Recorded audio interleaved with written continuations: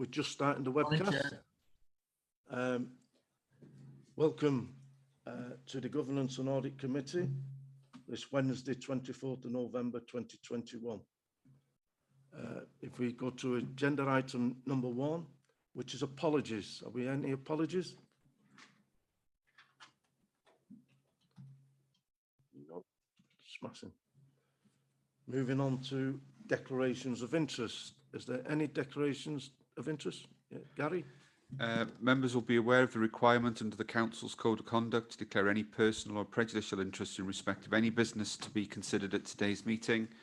Such interest should be declared now or as soon as the councillor affected becomes aware that they have a personal or prejudicial interest in today's business. All members declaring an interest are required to state clearly what the interest is and to advise whether it's a personal interest or a personal and prejudicial interest as defined in the Code of Conduct. Any member declaring a prejudicial interest is required to leave the chamber for the duration of the business and can take no part in the proceedings. Members with a personal interest only may take part in the debate and any vote. If a personal or personal and prejudicial interest is declared today that has not previously been disclosed and recorded, the councillor concerned will be required to complete and sign a declaration of interest form, which is available online.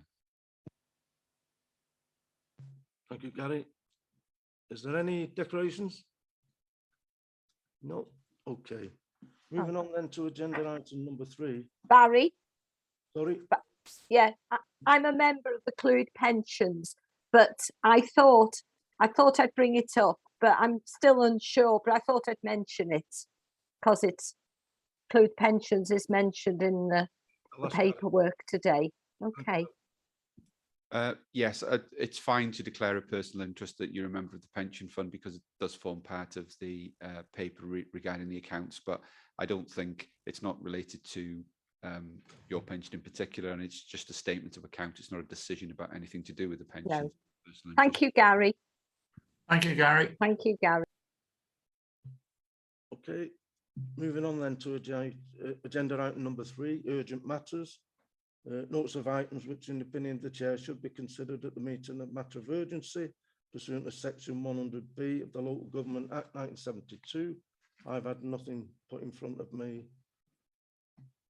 Moving on then to agenda item number 4, which are the minutes.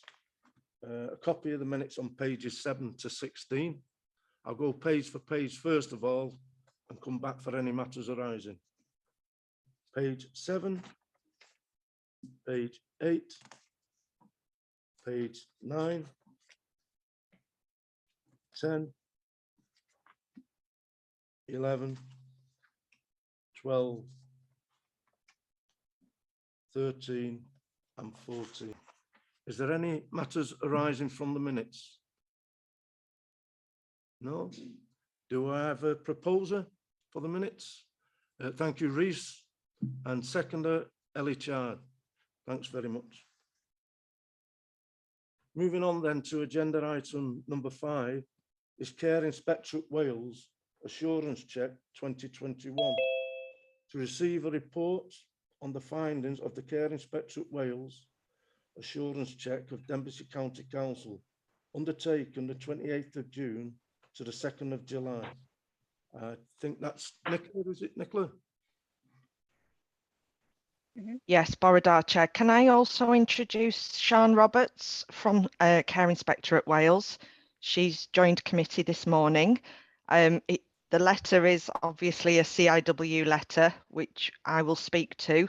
But if it's okay with you, Chair, Sian may want to say a few words. Sian is our lead inspector, and we have an excellent working relationship.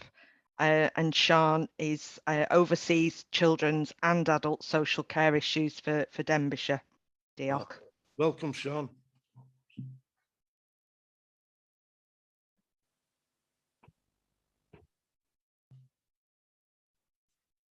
Who's going to take the report, Nicola? Is it yourself or Sian?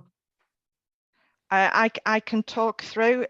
Sian, can you hear us okay? Did you want to say anything to start or maybe come in later? I think I can see Sian on the screen, but I don't know that she's hearing us perfectly. Okay.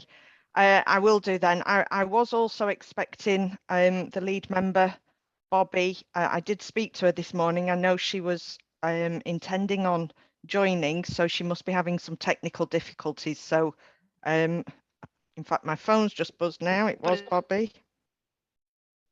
Oh, Sian, are you able to?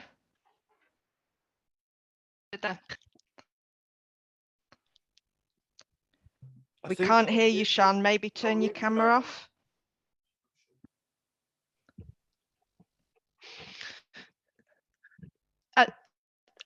There is a bit of a break from when you're. Can you hear me? Yes. If you turn your camera off, Sian, it might work a bit better.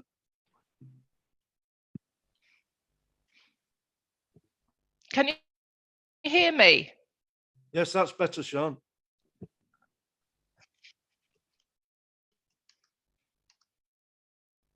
Can you hear me now?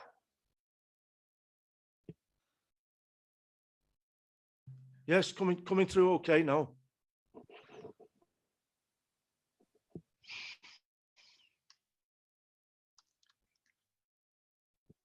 Can you hear me now? Yes, we can hear you, Sian. Is it coming through okay? Yeah, it's coming through okay now.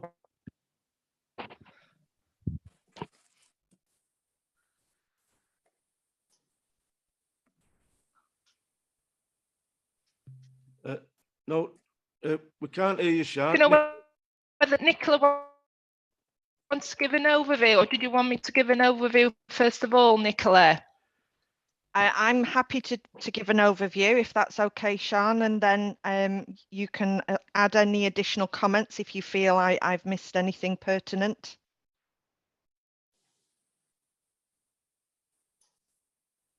Is that okay? And our lead member is here now. Hi, sorry I was a bit late. Yeah, that's fine. Can you hear me now? Yes, although you're breaking up. Chair, if okay, then I'll do an introduction, and Sian and the lead member Bobby can contribute after that, or potentially answer any questions. Is that okay, Chair? Yeah, thanks, Nicola. Okay, I've turned my camera off to hopefully improve the connection. So, so the committee today is presented with an annual assurance check letter from Care Inspectorate Wales. Obviously, with COVID, our normal arrangements for oversight and scrutiny by our regulatory body was slightly altered. And I think it's important that the committee note that during COVID, many of our CIW colleagues actually went onto the front line and went back into practice and supported health and social care delivery during the pandemic. So I would like to offer my personal thanks to our CIW colleagues for that. And I know that's something that has been recognised and valued across all Wales for that work.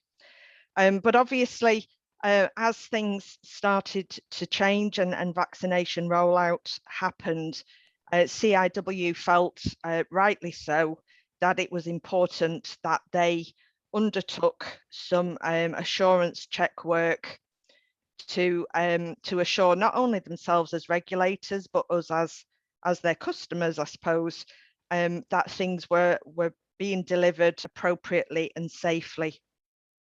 So this assurance check letter is a summary of the findings of that check, which took place quite some months ago now. I'd like to point out to the committee a number of positives within the assurance check letter. It makes reference to the voice of carers being heard by our practitioners, that during COVID, we tried many creative opportunities to engage with people. And despite the pressures, we continue to focus on what matters for our citizens. They acknowledged that despite the pressures, we maintained a positive culture and we adapted our practice to those challenges. Of particular importance was the recognition of a positive culture and improvements within adult safeguarding. And many of you will know when I've presented our annual reports from CIW in the past, that has been an area of concern. And we also know that culture is the one that takes the longest to change. But now that is an acknowledgement that that culture has changed and there are significant improvements within our adult safeguarding service. There's also a recognition of our positive work with looked after children and foster carers, and also mention of our excellent therapeutic team.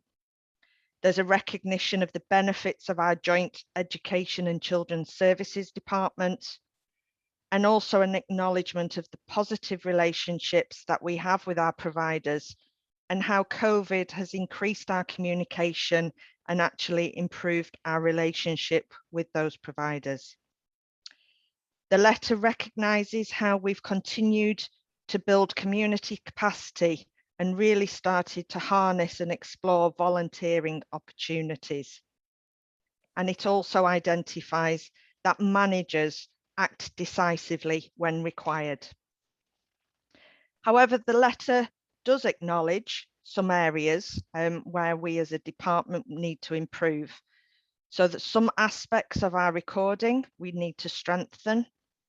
Issues around professional curiosity and ensuring that we don't always just take what we see at face value, that we ask more questions that actually draw out some of the information that we need to know. A recognition that we have some excellent practice, but in areas we need to improve the consistency of practice. And that was mentioned around children's services. It's something that Rhiannon and I were aware of before CIW undertook this assurance check and was already work in progress and continues to be work in progress now. During COVID, our audits were temporarily halted, but they have now been reinstated. The report acknowledges the challenges in recruitment, and members will be familiar with this issue. It's something that myself, Phil and Rhiannon have referenced over the last few months. And that continues to be a particular challenge around domiciliary care, and particularly in the south of the county with the additional complexity of rurality. The letter does recognise the external pressures are creating challenges. There are diminished resources and complex demand. But it does recognise that whilst our staff are tired, exhausted and drained, they do feel supported. And the bit I would like to highlight to committee the most is the letter says that our staff are a credit to themselves, but also to us as the local authority. Diolch yn fawr. Thank you, Nicola. Bobby, do you want to add something to that? Well, I think Nicola has covered it pretty well, but you know, obviously COVID has thrown some of our normal everyday arrangements into sort of not quite as rigid as perhaps it normally is. But I think what we have done well is highlighted within this report, and I would like to thank the Care Inspectorate for the report and for the care they've taken in looking into Denbighshire as an individual council. I think I agree wholeheartedly that we have done a lot to help in terms of listening to carers, to the voice of carers. And we have seen for the first time technology come into its own you know, is something that a lot of people have resisted, including, I have to say in brackets here, you know, I've resisted it at times myself also, and certainly have resisted the virtual link-ups and staring at a screen instead of being with people face to face. I've found extremely hard. So I empathised with carers who were feeling a bit, you know, unnerved by the new world that they were suddenly put into. Although I have to say that the good old-fashioned phone calls that many of us took on our shoulders during the pandemic itself, phoning, phoning quite a few people. I can't remember how many, but hundreds of people, and we all took a batch, as it were. And those phone calls were so welcomed. You know, just an old-fashioned landline, and people really looked forward to hearing from you. And I know the people making the phone calls got as much out of it as the people they were phoning. So I think that was a very simple thing that helped us through. Yeah, I can understand what you're saying about the recording and the not always recording the decision making, and a certain amount of inconsistencies. But you know, I'm not making excuses. I mean, I'm sure all councils will say the same. We have got have had and continue to have severe recruitment challenges, which we're trying to combat constantly.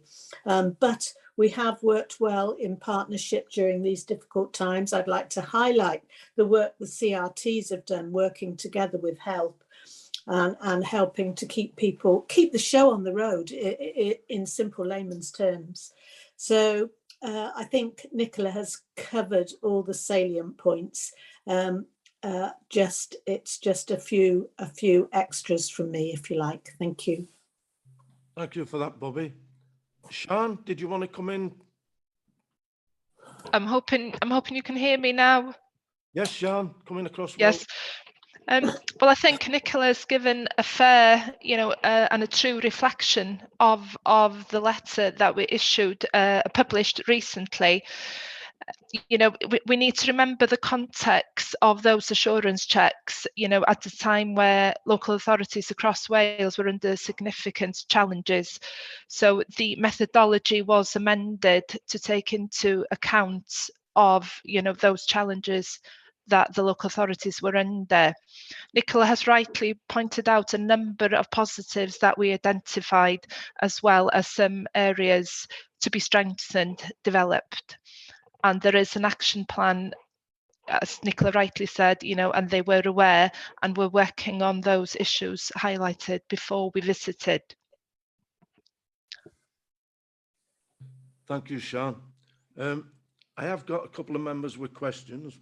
Just before that, on behalf of this committee, we would like to say to the CRT staff who did step into the breach during this COVID-19, I think the whole committee, commends them for that type of work. So if we could put that in the minutes. Martin, you had your hand up. Thank you, Mr. Chairman. Yeah, when I went through this report, it is quite a positive report in many ways. And I think that the key wording was, the social services staff are tired, but they are a credit to the authority for the challenge that they undertook and the services they provided during very difficult times.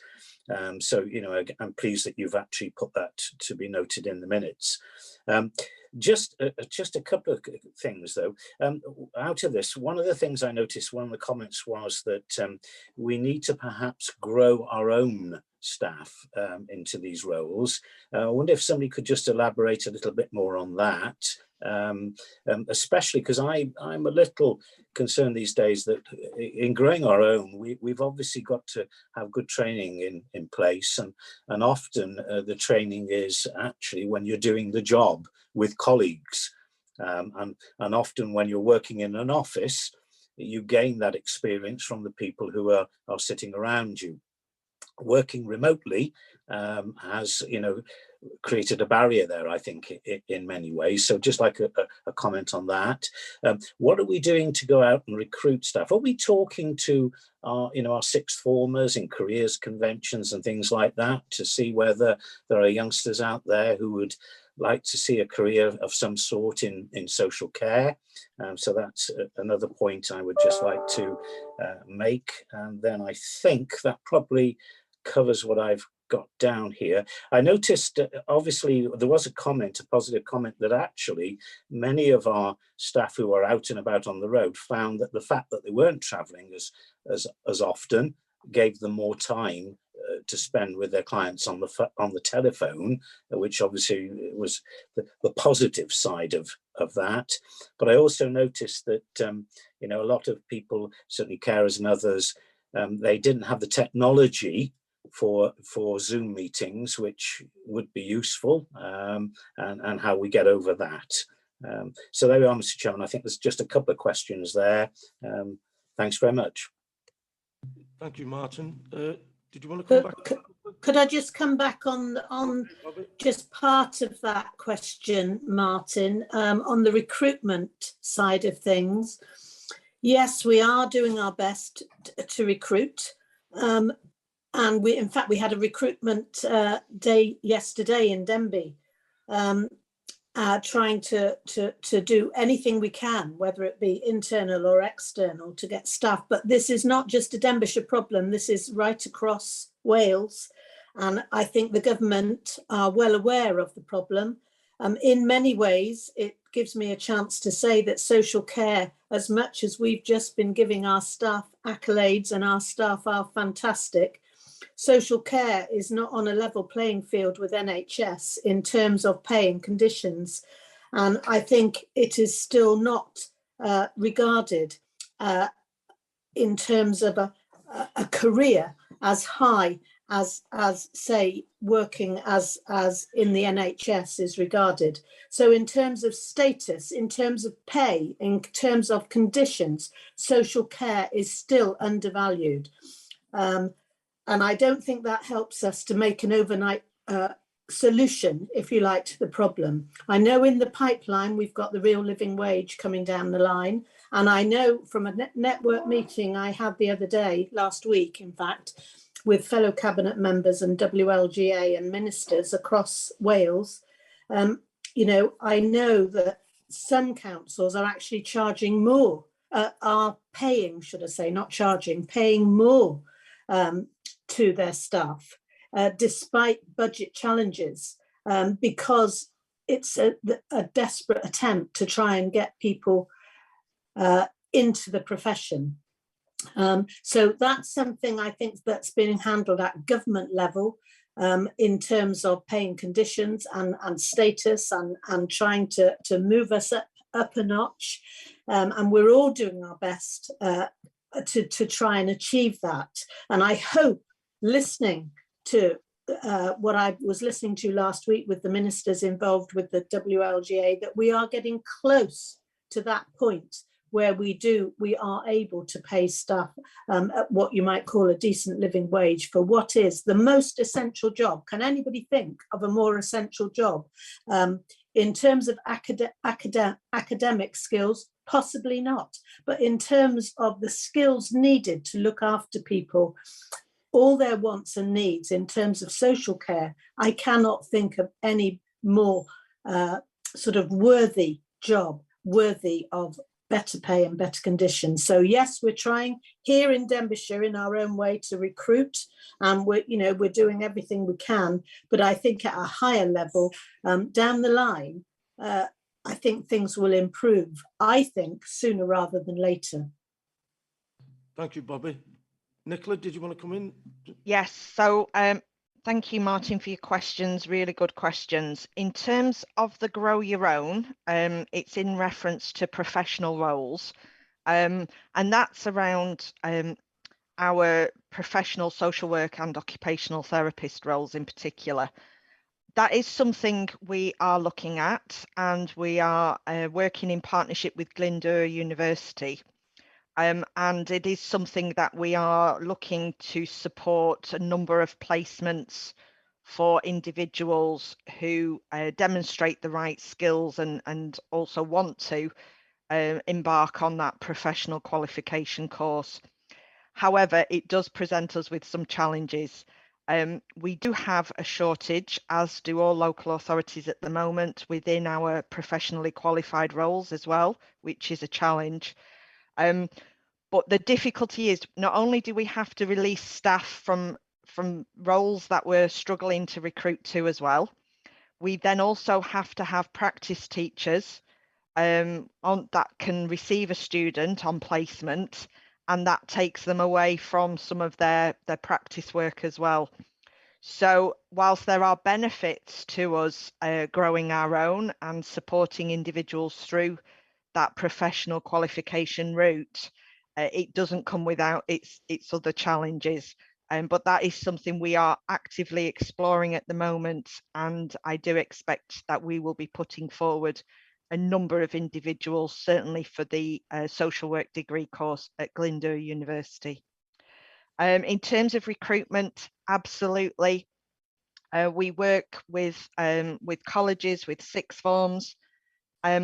I know from talking to one of the college principals a few years ago, he was telling me that their most that the course that they have most signed up to is the health and social care courses, but yet those are the courses that then lead on to the fewest people following into that as a career. And why is that?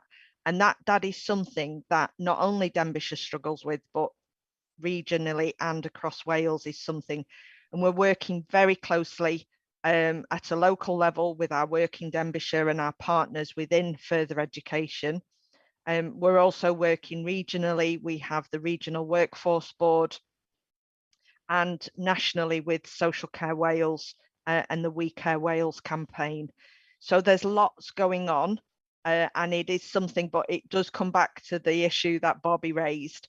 We have to raise the profile of social care as being a professional career, as being something as high in esteem as somebody who may work in the NHS. In terms of technology, it was an issue, but actually what we were able to do was utilise some of the Welsh Government hardship grant monies to actually purchase some technology. So at the very start of the pandemic, we purchased a number of iPads, which we were able to put into some of our supported living schemes and into our extra care, so that individuals were able to maintain contact. And likewise, certainly for a number of our children and families who didn't have technology, we were able to utilise monies to be able to provide them with technology to enable them to communicate not only with us, but also with friends and family.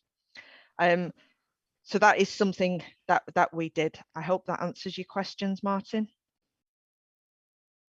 Yeah, thank you very much, Nicola. That's quite comprehensive. As you say, I think it's this business of trying to up the ante here and make people aware that it is a worthwhile career and can be extremely rewarding when you talk to staff in social services.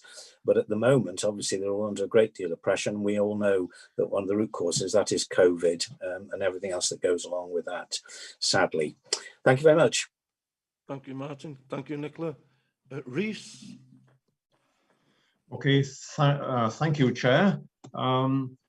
As some of you will know, I have first-hand experience of work in third. Rhys, you're breaking up badly. Could you turn your video off? And so I welcome this report, and I can add my my voice as well to the recognition and the praise for those individuals working in children's services. I'm pleased to see the report that there are so many positive comments there. There's mention of positive culture and all sorts of other really good comments.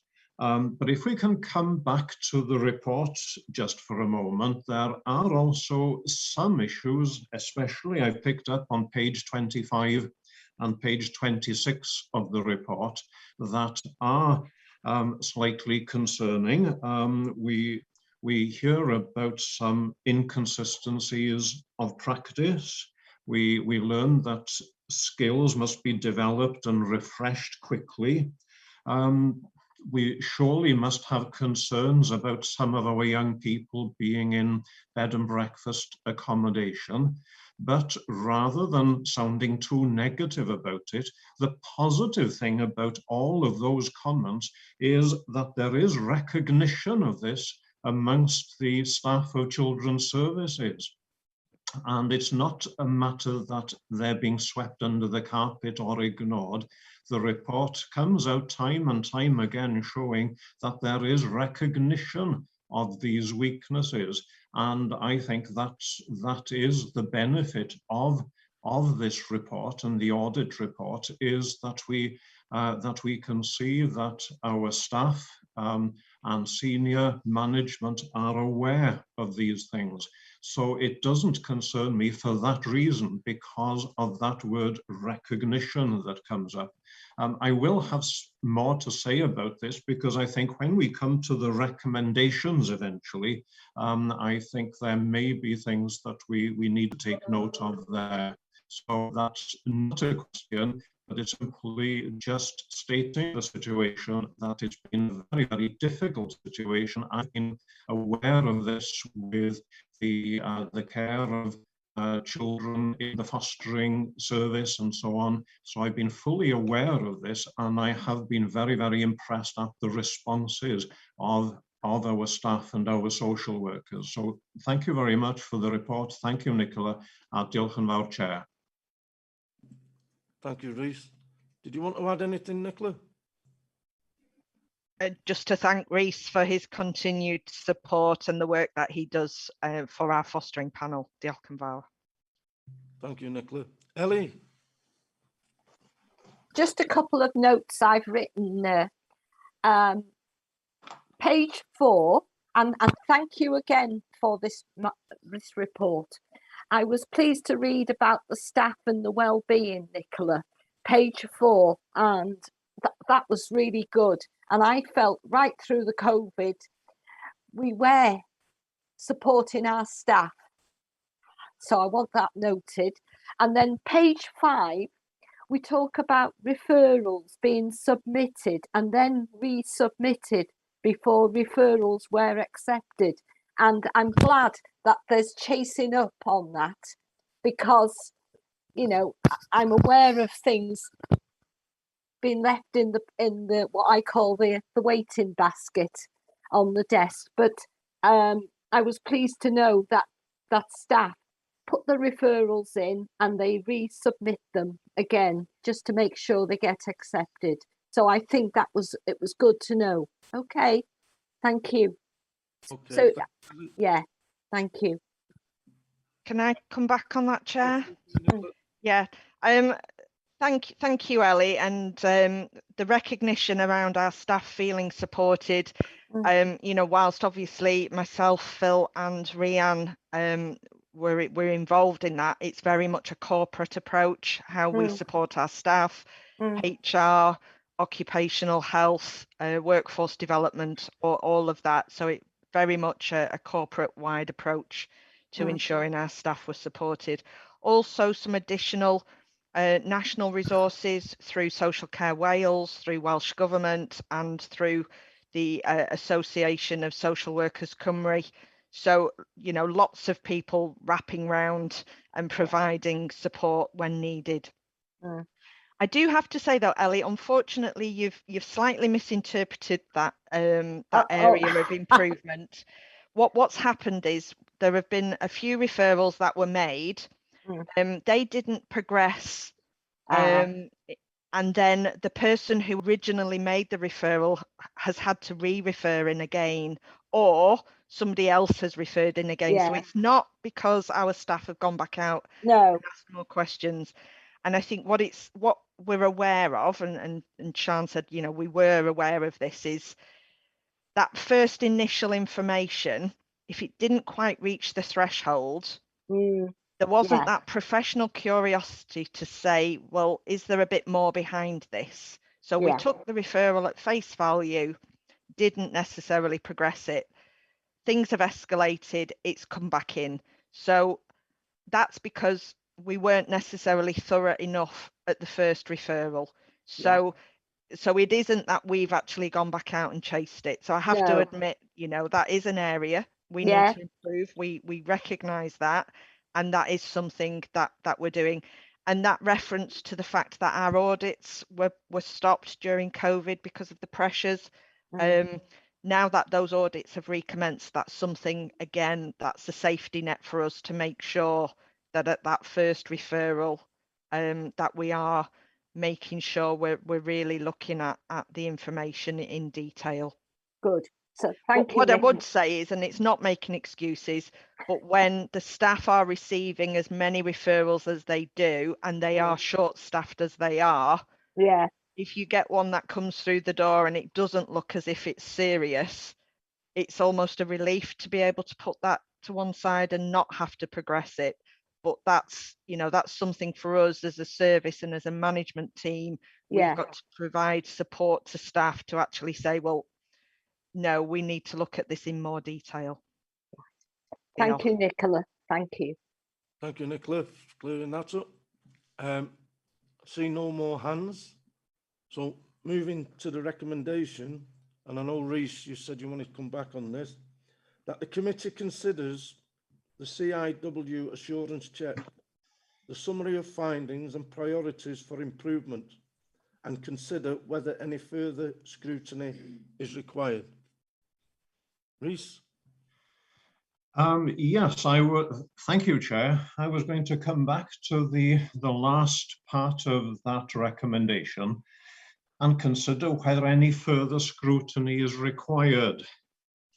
Now, I'm not sure when the next report on children's services would be, but when I read the report, it talks about the need for things to be done quickly and an immediate improvement. So I don't know whether in 6 months' time we should have a report back on this. Over to Nicola, I think. Lisa, maybe you could help with that.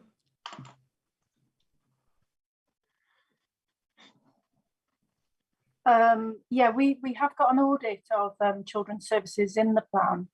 It was originally going to be of the adoption service, but there are some matters involved with that regional arrangements, which means it's unlikely to go ahead. So we are looking and discussing with Rhiannon what the review will cover, and it will be of looked after children in some respects. So we can pick on some of those elements as part of our audit and bring a report back during this financial year. That's something that we were going to meet with Rhiannon and Nicola in January to agree the scope of that review. So that's something that we can bring back here. I wouldn't want to put any additional pressures on a new head of service, but I just thought it might be good to have some sort of interim report. That's just my view. I don't know what other panel members think. Thank you. Chair, if I can come in, as part of CIW's role, where they highlight any areas for improvement, then they do have follow-up reviews. And that is something that CIW are working with Rhiannon on, and therefore, you know, there will be some further information that I can share with committee in a future meeting in terms of, you know, CIW coming back, looking at those issues again in a bit more detail. Have we made the improvements they would have expected us to make in the time frame? So yeah, absolutely happy to come back in the future and share with you CIW's further information reports and our work in progress. Thank you, Nicola. Okay with that, Reece? Yes, thank you, Chair. Thank you, Nicola. Thank you, Nicola. Paul, you wanted to come in? Thank you, Chair. I was thinking along similar lines. Presumably there'll be some sort of action plan for these priorities for improvement. And if we could get a progress report on that at the appropriate time, as Nicola's just suggested, that would be fine. So I would support that approach. Thank you, Chair. Thank you, Paul. Yes, there is an action plan, Paul. Okay, Thank members. you, that's fine. Thank you, Paul. So we've got that as part of the recommendation that there will be a follow-up from CIW and Nicola will bring a report back to us. Okay, before we move on, I'd just like to thank Sian Roberts for being with us today, and thank you for the report, Sian. Okay, thank you very much, and diolch. So I will leave the meeting now. Thank you. Thank you, Sian. Moving on then, members, to agenda item 6.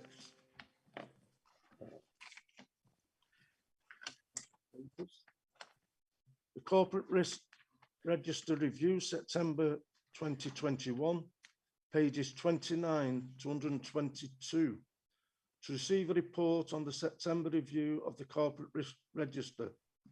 I think, is it Yolo coming in first or Emma? It's moving in first. I'm going to do Yolo for the detail of it, Chair, if that's okay. Oh, thank you very much. Yeah. Yes, I'm just going to give a very quick overview as an introduction, and then, as I say, hand over to Yolo, who can take you through some of the detail. Hopefully by now you'll be familiar with the format of this report, and you're aware that the corporate risk register is reviewed on a regular basis by both CET and SLT and by Cabinet.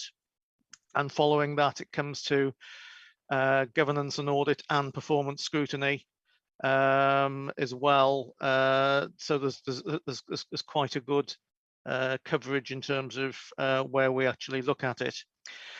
I'm just going to focus on the summary, essentially, which is section 4.7 to your in the main report, because this time around there have been a number of changes, whether to the scoring, to the wording of risks. And there are also 2 new risks which have been included, obviously, for the first time. So I'll very quickly whistle through the summary to give you a flavour, and then I'll hand over to Yolo to take you through the detail of some of the reasoning behind it. So the first couple there, risk 18 and risk 35. Essentially, risk 35 is being retired and merged together with risk 18. Which is about project benefits not being fully realized. However, as you will see, there was an increase in the likelihood score from a D2 to a C2 as a result of that. Risk 30, which is that about senior leadership capacity and skills, has increased in likelihood from a D3 to a C3. 34, the risk of demand for specialist care cannot be met locally, again, has increased from a C2 to an A2. 36, which is about the Brexit risk, has been downgraded from a B2 to a C2.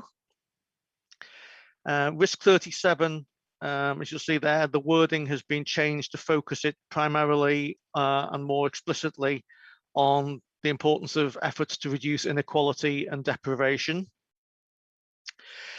43, we don't have sufficient funding or resources to meet statutory obligations under the ALN and Educational Tribunal Acts, has increased in terms of its impact score from a D3 to a D2. Risk 44, which is about ash dieback, representing a risk to life primarily, not the actual risk of it occurring, because we know that's a certainty essentially, has reduced in likelihood from an A2 to a B2.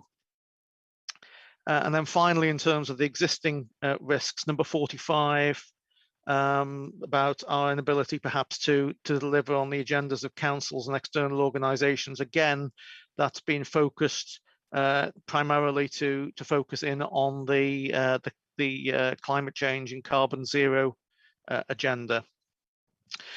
And then finally, the two new risks there which are proposed. Number 47 is one over the new corporate joint committee, which obviously are now being established. And whatever our thoughts on them, they're here to stay.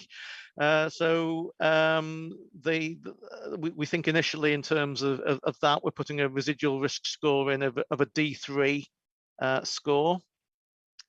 And the final one fits in with perhaps might be a theme on today's agenda in many respects, about recruitment and retention, which is, as I say, a new risk that we've escalated to the corporate register with a residual risk score of B3. And then my final quick comment before I hand over to Yolo for the detail is on the, I've just noticed the numbering error on the other 4.7, which should be 4.8, in terms of risk appetite. You'll be aware that we added this in probably a couple of years ago now. Actually, time flies, and the risk owners asked to consider all impacts and determine that to see whether the risk correlates with our risk appetite. And you'll see that in a number of areas, there's continued to be a difference between the risk score and the risk appetite score. And I think Yolo will probably give you a bit more detail on that in a moment. So as a general introduction, that's all I wanted to say, Chair. So I'll now hand over to Yolo to go through some of the bit more the detail and the background to it. Thank you, Julian. Yeah, over to you, Yolo. Thank you, Julian. Good morning, everyone. I can scarcely believe it's been a year since I last brought this report to corporate governance.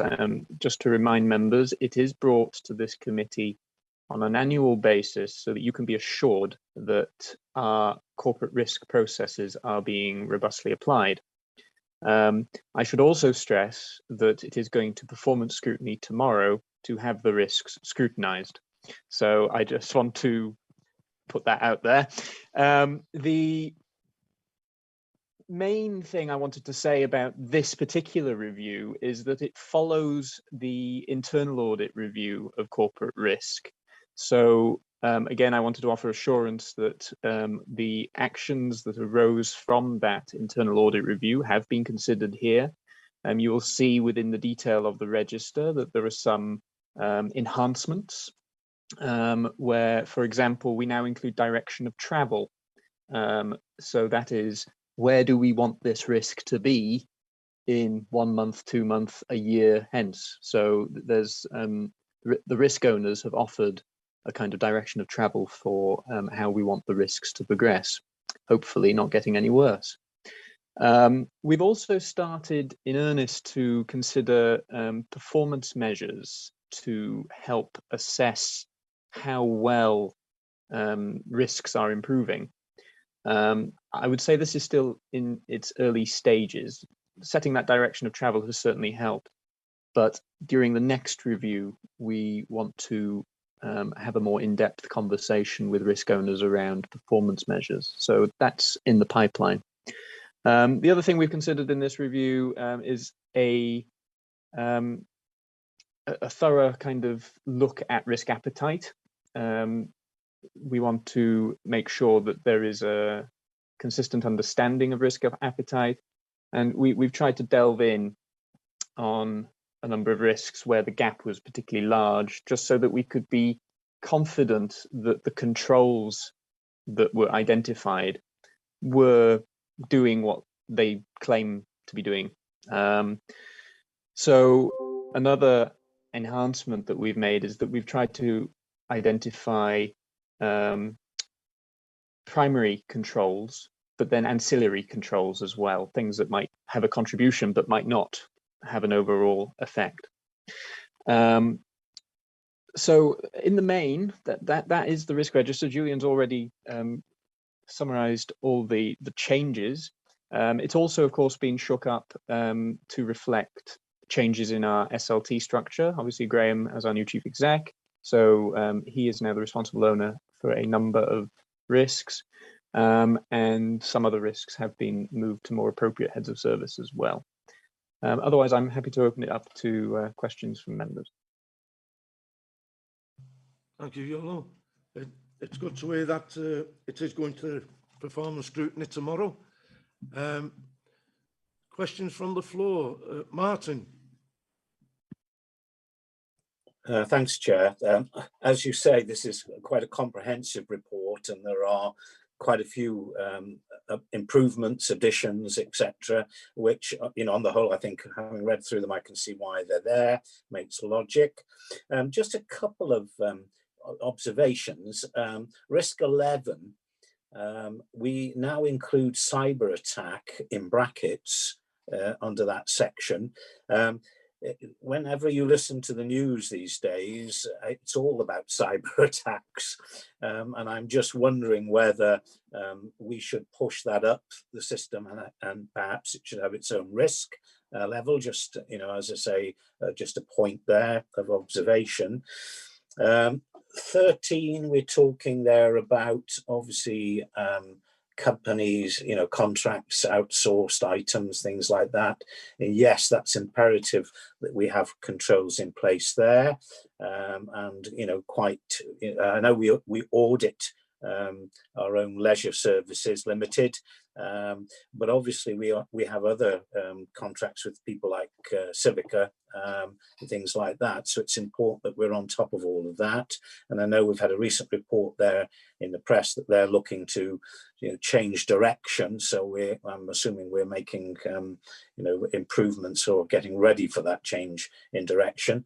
Fortunately, as a council, we haven't invested in sort of gas and electric supplies and things like that.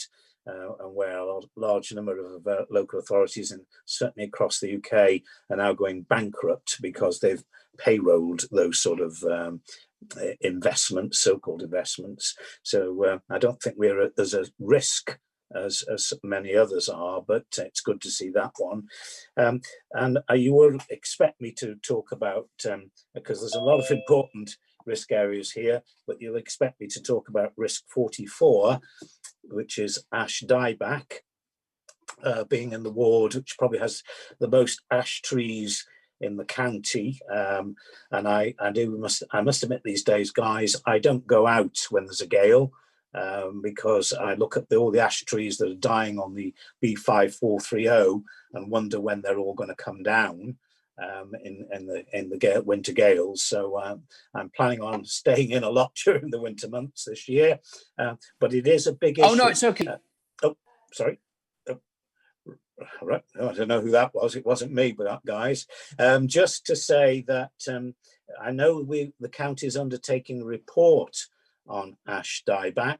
Are we any nearer to having that report produced? I know guys have been out assessing the trees in my ward, and and just to put it in perspective, I know that at Loggerheads Country Park, we've already identified 300 ash trees in the park alone that have ash dieback. I appreciate that this risk is more to do with the fact that they're on trees on roadsides, could fall down and ultimately kill somebody. But we did have a case with the National Trust where a tree fell on a child and killed a child in a park. And of course, so 300 ash trees in Loggerheads is also just a little bit worrying. Thank you very much. Thank you, Martin. Did you want to come back, Yolo?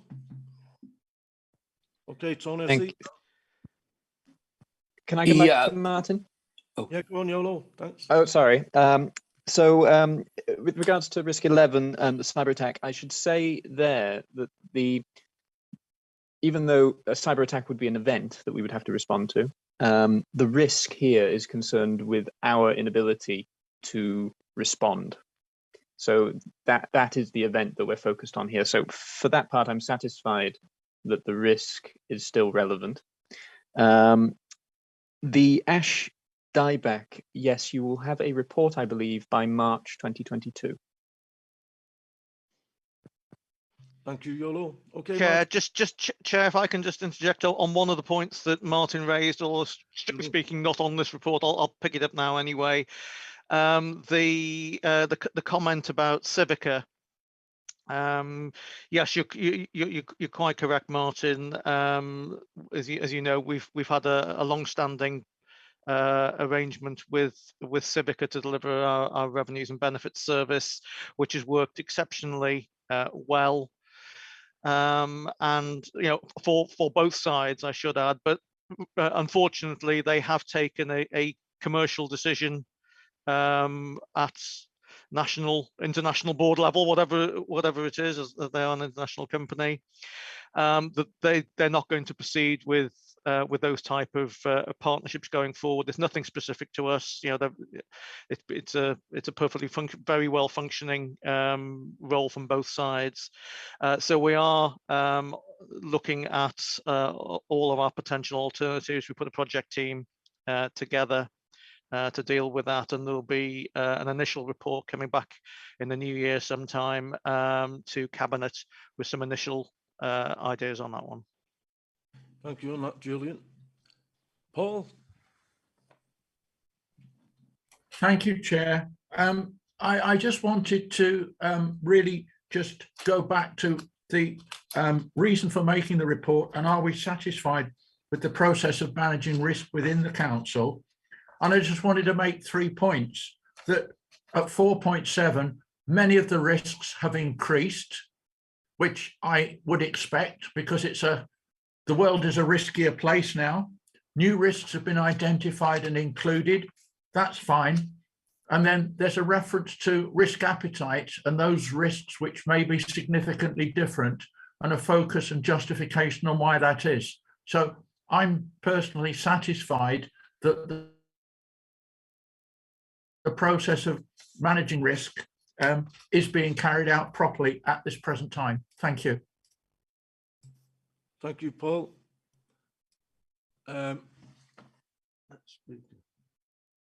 Ellie? In reply to Martin's ashback, the trees, my daughter works in Lincolnshire with the National Trust. They've got loads of trees in their park, and every time there's a bad wind forecasted, basically they close the grounds. So, but I'm just wondering, does Loggerheads do that? I don't know, but I thought I'd mention it. And then I've got something else to say as well.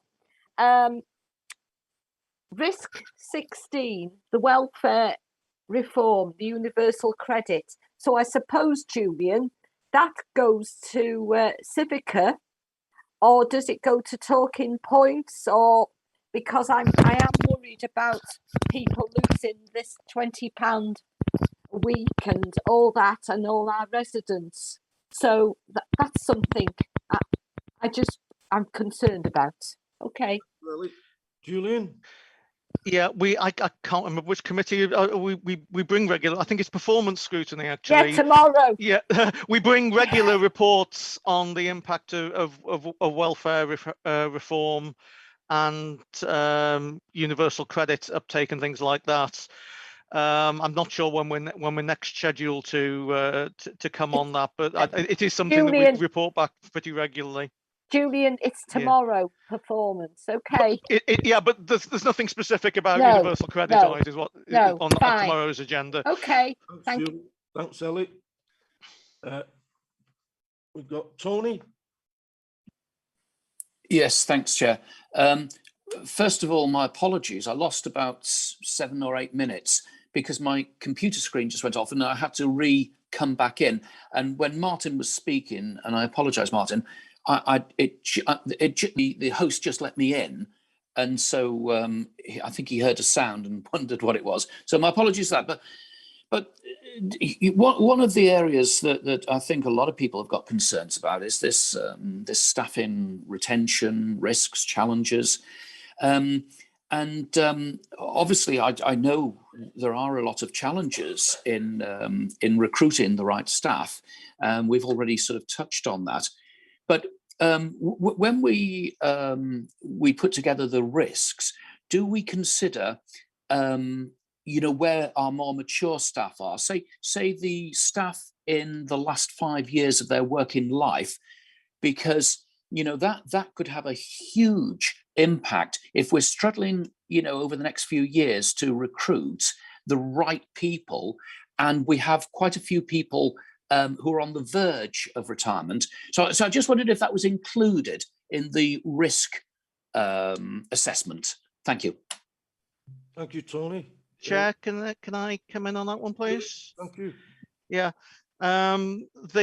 it's actually quite an opposite point at the moment, because literally as we speak, HR are just commencing on a workforce planning piece of work, initially with each individual service, to go through exactly what we're talking about: age profiles, any specific service areas where they are difficult areas to recruit and retain staff, such as we talked about earlier.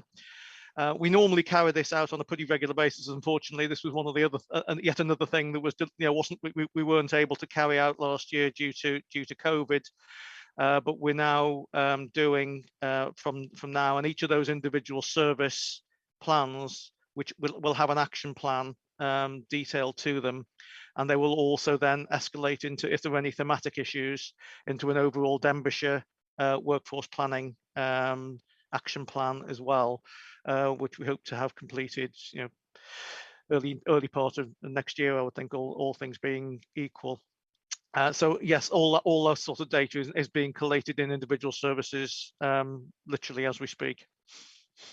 Thank you, Julian. Yolo, I see you hand up. Did you want to come on that? I was just going to add that this specific risk around recruitment and retention was written following a special SLT workshop with HR as well. So, and it does cover more than just recruitment and retention in the obvious places. We're also talking about specialist skill jobs here, which perhaps anecdotally you might say are largely occupied by more senior members of staff. Thank you, Yolo. You okay, Tony, with that? Going to Gwyneth. Chair, could I just add something to that? Certainly, Nicola. Yeah. Diolch. I just think it's important that the committee acknowledges and understands that I think COVID has brought many challenges and opportunities, but one of the things that the change of working and working practices has done is actually individuals across all different work elements of the workforce have had an opportunity, I suppose, to reevaluate their lives and their home lives, their working lives. And actually what we're seeing, and it's not unique to Denbighshire, it's happening across all different sectors of employment, not just local government. Some people are choosing to take early retirement. Some people are choosing to change careers. Obviously, working remotely opens up other opportunities for individuals who perhaps wouldn't apply for jobs because it might mean either moving home or additional travel. And now, because of technology, those opportunities are open up to them. So it's a multifaceted issue, but it's something that, as Yolo mentioned, SLT were very aware of, and we were looking at in real detail, but felt it was a corporate risk. Clearly, there are pockets of pressures within certain categories of workforce, but it is something I think across the board we are very conscious of. And just picking up on Tony's other point, individual services should have it within their business continuity plans, very clear understanding of how they will continue to deliver services when people do plan to retire. So those plans should already be in place within each service anyway. But what we do know is that COVID in the last 18 months has exacerbated some of that situation. Diolch, Chair. Thank you, Nicola. Gwyneth. Diolch yn fawr iawn, Mr Cadeirydd. Thank you very much, Mr Chairman. Can I just ask, with regards to Brexit, Iolo, you've reduced that risk. Shouldn't we look at that again? Because of the care in our homes for the older people. Due to Brexit, there is a lack of staff. That's one of the things. And also with the lorry drivers, there's a shortage of lorry drivers, HGVs especially. That's another aspect. Also, under diversity, is this a risk when we look at representation from diverse people in the society? Is that a risk for us? Thank you. Iolo, do you want to come back on Gwyneth's questions? I was anticipating that someone was going to ask why the Brexit one had been downgraded. So just to set a little context behind this one, we were obviously doing this review back in September when things hadn't quite yet got as exciting as they are now. So I think the Brexit risk does, it is a snapshot in time at the moment. I think it was reflective of certainly where we were in September when we were updating the register. But on reflection, I think our scoring is accurate because we're now needing to differentiate between what is an issue that we are actively dealing with and what is a risk, an event that will occur in the future. And this register deals with events that will occur in the future. There are, however, Brexit is interwoven now throughout all these risks. So in terms of the DFIG staff in the care homes, we have obviously the recruitment and retention risk that we've just discussed. That one is actively looking at have we got the right staff in the right place for the right time. HGV drivers, that's now a risk to supply chains. So you know that one is dealt with elsewhere. And then the question around diversity in our organisation is an interesting one, Gwyneth.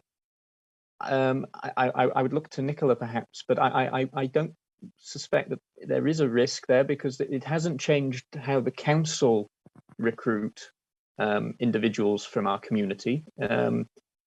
So I'm less certain that there's a risk there.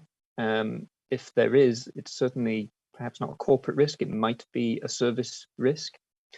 So that's certainly something we can consider as we go forward into the next review. And I would say as well, we do at the moment have a separate Brexit risk register, but as I've just said, it's mostly full of issues now. So there's a piece of work that I want to do between now and the next review is to dismember the Brexit risk register and make sure that we have fully taken account of of risks that are still risks and are not issues.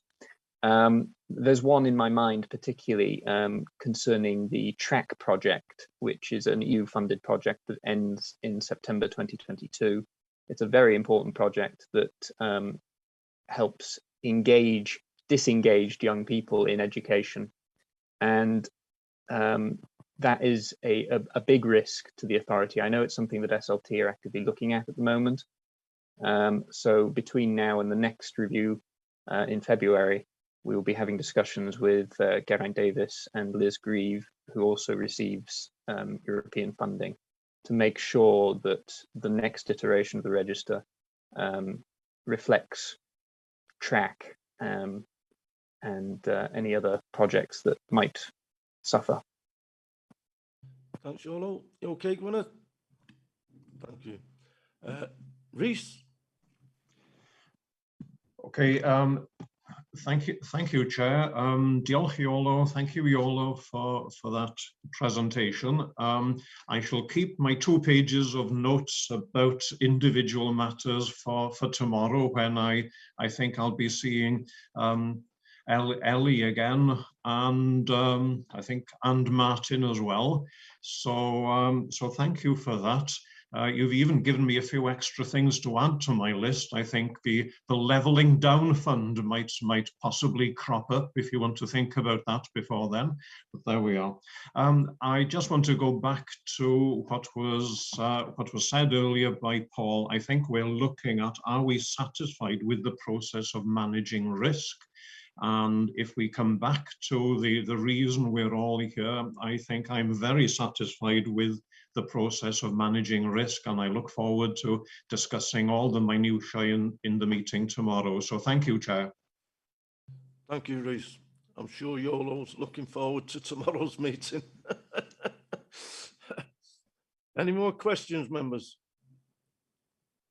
No. Moving on then to the recommendation that the Corporate Governance and Audit are assured that the Council's risk management process is being correctly applied. Are you happy with that, members? Yes, I'm sure you are, Upton. Okay, thank you, Yolo. Thank you very much, everyone. Moving on then, members, it's quite a big agenda. We're just going to get to halfway through here. So moving on to approval of the Statement of Accounts 2020-21, to receive a report by the Head of Finance and Property on the Statement of Accounts and ensure that it complies with approved accounting standards. Pages 283 to 306. Julian, are you going to start with this? I very briefly, Chair, am I going to start this? This is one where I hand over very quickly to Steve. Just to set the scene and remind members of where we are with regards to this.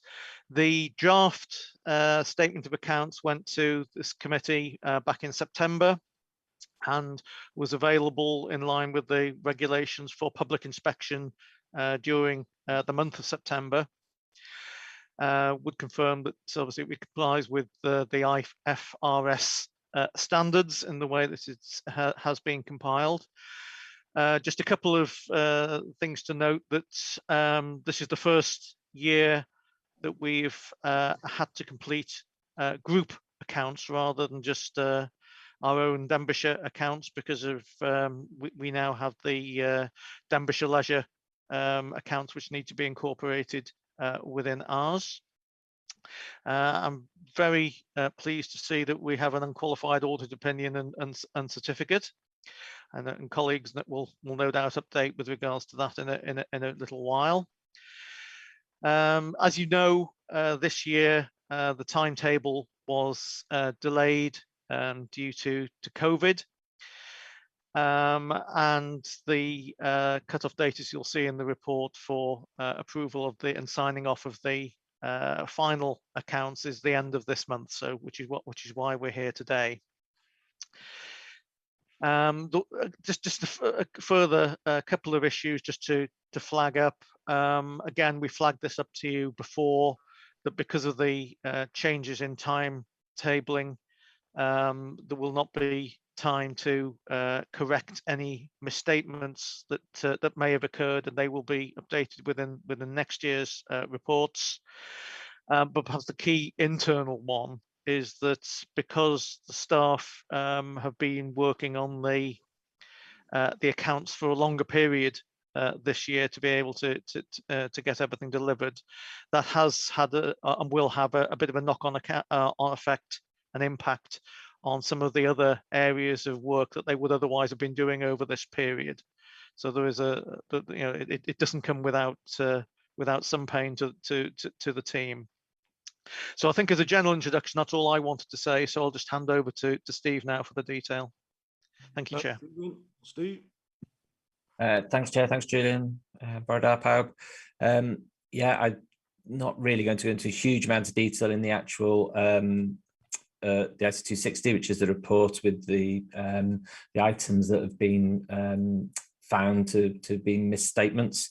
I'll let our colleagues in Audit Wales go through that. I think just on the process, obviously it's been probably the most stressful statement of accounts process, and I think Audit Wales would agree with that, and I appreciate how hard they've worked and we've worked with them to get this over the line for this committee. What that has meant is that we have corrected a few misstatements, but we took a decision, well, just before the last week in October, really, that if we were going to get this over the line, there was no chance that we could spend time correcting those misstatements as long as they were still below the materiality. So that materiality level, which is from memory, I think it was about 3.7 million this year. So as long as if the cumulative impact of all those misstatements are below that, then that was the decision we took quite early on. And the main reason for that is the audit work just carried on, which is exactly what needed to happen, because Audit Wales need to be happy to be able to issue a statement. They need to have carried out all their work, and in order for them to do that, we need to obviously supply them with all the responses to queries. And I have to say, it just was not possible to do that and to do the corrections that we'd agreed with them as well, to get it over the line for this committee. So that's the reason for that. I mean, over the last couple of years, we've taken a decision sort of usually the first week in September that anything after that we wouldn't correct, again for the same reason. But by then, in any usual year, most of the audit work had been completed by that stage. In this case, we had to take that decision a little bit earlier, which meant there are more misstatements. I just want to mention also the point that Julian just touched upon around the impact on our work. Obviously, we're at the end of November, and we're, I'm sure Audit Wales will want to touch on the impact on their work as well, some of their work that needs to be done. So authorization of grants, etc., has had to be delayed. But for us, it's really about preparing for next year. And I know I've committed to an update report, which I still will do for the next Governance and Audit Committee. So you've had statement of accounts reports every meeting since June, so you're very lucky. That report will try to summarise the work we've done to progress next year's timetable. But I have to say, at this stage, we haven't had time to spend any time on next year's timetable for close down, and that's just because we've only just finished the statement of accounts, and we really went up against the wire for the deadline for this meeting to get them here. So it is having a knock-on effect. Unfortunately, well, I'm sure Audit Wales, when they go through those misstatements, a lot of the issues are around the assets and the asset register that we have based on spreadsheets, etc. Now, unfortunately, it's very unlikely that we'll be able to make any huge improvements to that for next year, just because there is no time. Internal audit are coming in doing their preparatory work for financial systems from next month. And we go straight into actually doing those initial work for the statement of accounts for next year. Importantly, we will be doing more work with DLL to make sure we're dovetailing there. We did manage to do the group accounts this year, so that's really pleasing. And I think those got a clean bill of health from Audit Wales. So our approach to them was cleared, which I think is really good for the first time that we've done it. I would also just highlight a bit of a risk going forward. So a key member of our staff is, and this hasn't obviously helped, has gone on flexible retirement. So there is capacity issues there because you go down to 3 days a week when you go on flexible retirement, and that we are currently looking to recruit early to a replacement, because we have 2 finance managers going in short succession. So we're hoping to recruit early for one of those posts. But we've struggled in the past recruiting qualified accountants and finance managers. So again, just on the theme of the meeting, really, we will report back to Governance and Audit Committee on that. But we're struggling for resources, which hasn't helped this year, and we've obviously got plans in place going forward. And I guess the only other thing, just want to thank obviously my team for all the work they've done getting this over the line. It's been a long, drawn out process since, well, it starts in, well, we'll say it starts February last year, January, February. That's when the work all starts. So it's a year-long job, and I just thank again to Matt, David, and the team, who, you know, without working closely with them, we wouldn't have got this over the line for November's meeting. So just thank you to them as well. And I haven't really got any other comments other than to say that the public inspection and the offer to the Governance and Audit Committee to ask any questions. I haven't had any. There hasn't been any questions from the public, and I haven't had any queries back from anyone. So I haven't got any anything to report on that, which, you know, is good. But obviously the offer was there if anybody did want any detailed queries on the statement of accounts themselves. So thank you. I think if I at this stage pass on to Matt, is it? Matt, would you like to, Chair, is that okay? Yeah, thank you, Steve. Yes, Matt. Thank you, Chair, and bore da aelodau. Good morning, members. And thanks, Steve, for the kind words and the words of thanks. I think, as you've reflected, it's been a challenging accounts prep and audit process to enable us to get to this stage. But I'll briefly take you, and we reflect on some of that in the report, and I'll briefly take you through some of those key elements now. But the report sets out the key findings arising from the audit of the draft financial statements. And we're also grateful to the finance team, to Steve, Rhian, and the rest of the team for their assistance and cooperation throughout the audit. And I recognise as well, I think that the delayed timetable that has had an adverse impact on the finance team and also us as the audit team. You know, we've been auditing the accounts when we're usually focusing on other areas of work, so it has had a detrimental impact. We have agreed we'll meet once the dust has settled on this year's accounts, hopefully in December, early January, just to reflect on how it's been for both teams, I think, and to identify those lessons learned to help improve the process next year. But just turning to the report, in terms of the headline messages, once you've approved the financial statements today, the Auditor General intends issuing an unqualified audit report on your financial statements, so a positive outcome. And as Julian mentioned earlier as part of his intro, I think this is especially pleasing given it was the first year that you've needed to prepare group accounts that consolidated the accounts of Denbighshire Leisure Limited. So additional hoops for you as an authority to go through and additional disclosures to include within those accounts. And I'm pleased to say that's gone well from our perspective. There are a number of matters to report to you prior to your approval, but I've also recognised I think there are probably one or two new faces on the committee who've not previously been involved in the accounts approval process. So I thought it may be just worthwhile just spending a minute or so just explaining the Auditor General's responsibilities as your statutory external auditor. And the Auditor General is responsible for providing an opinion on your financial statements, and that opinion covers two key aspects. Firstly, whether in all material respects they give a true and fair view of the financial position of the authority for the financial year.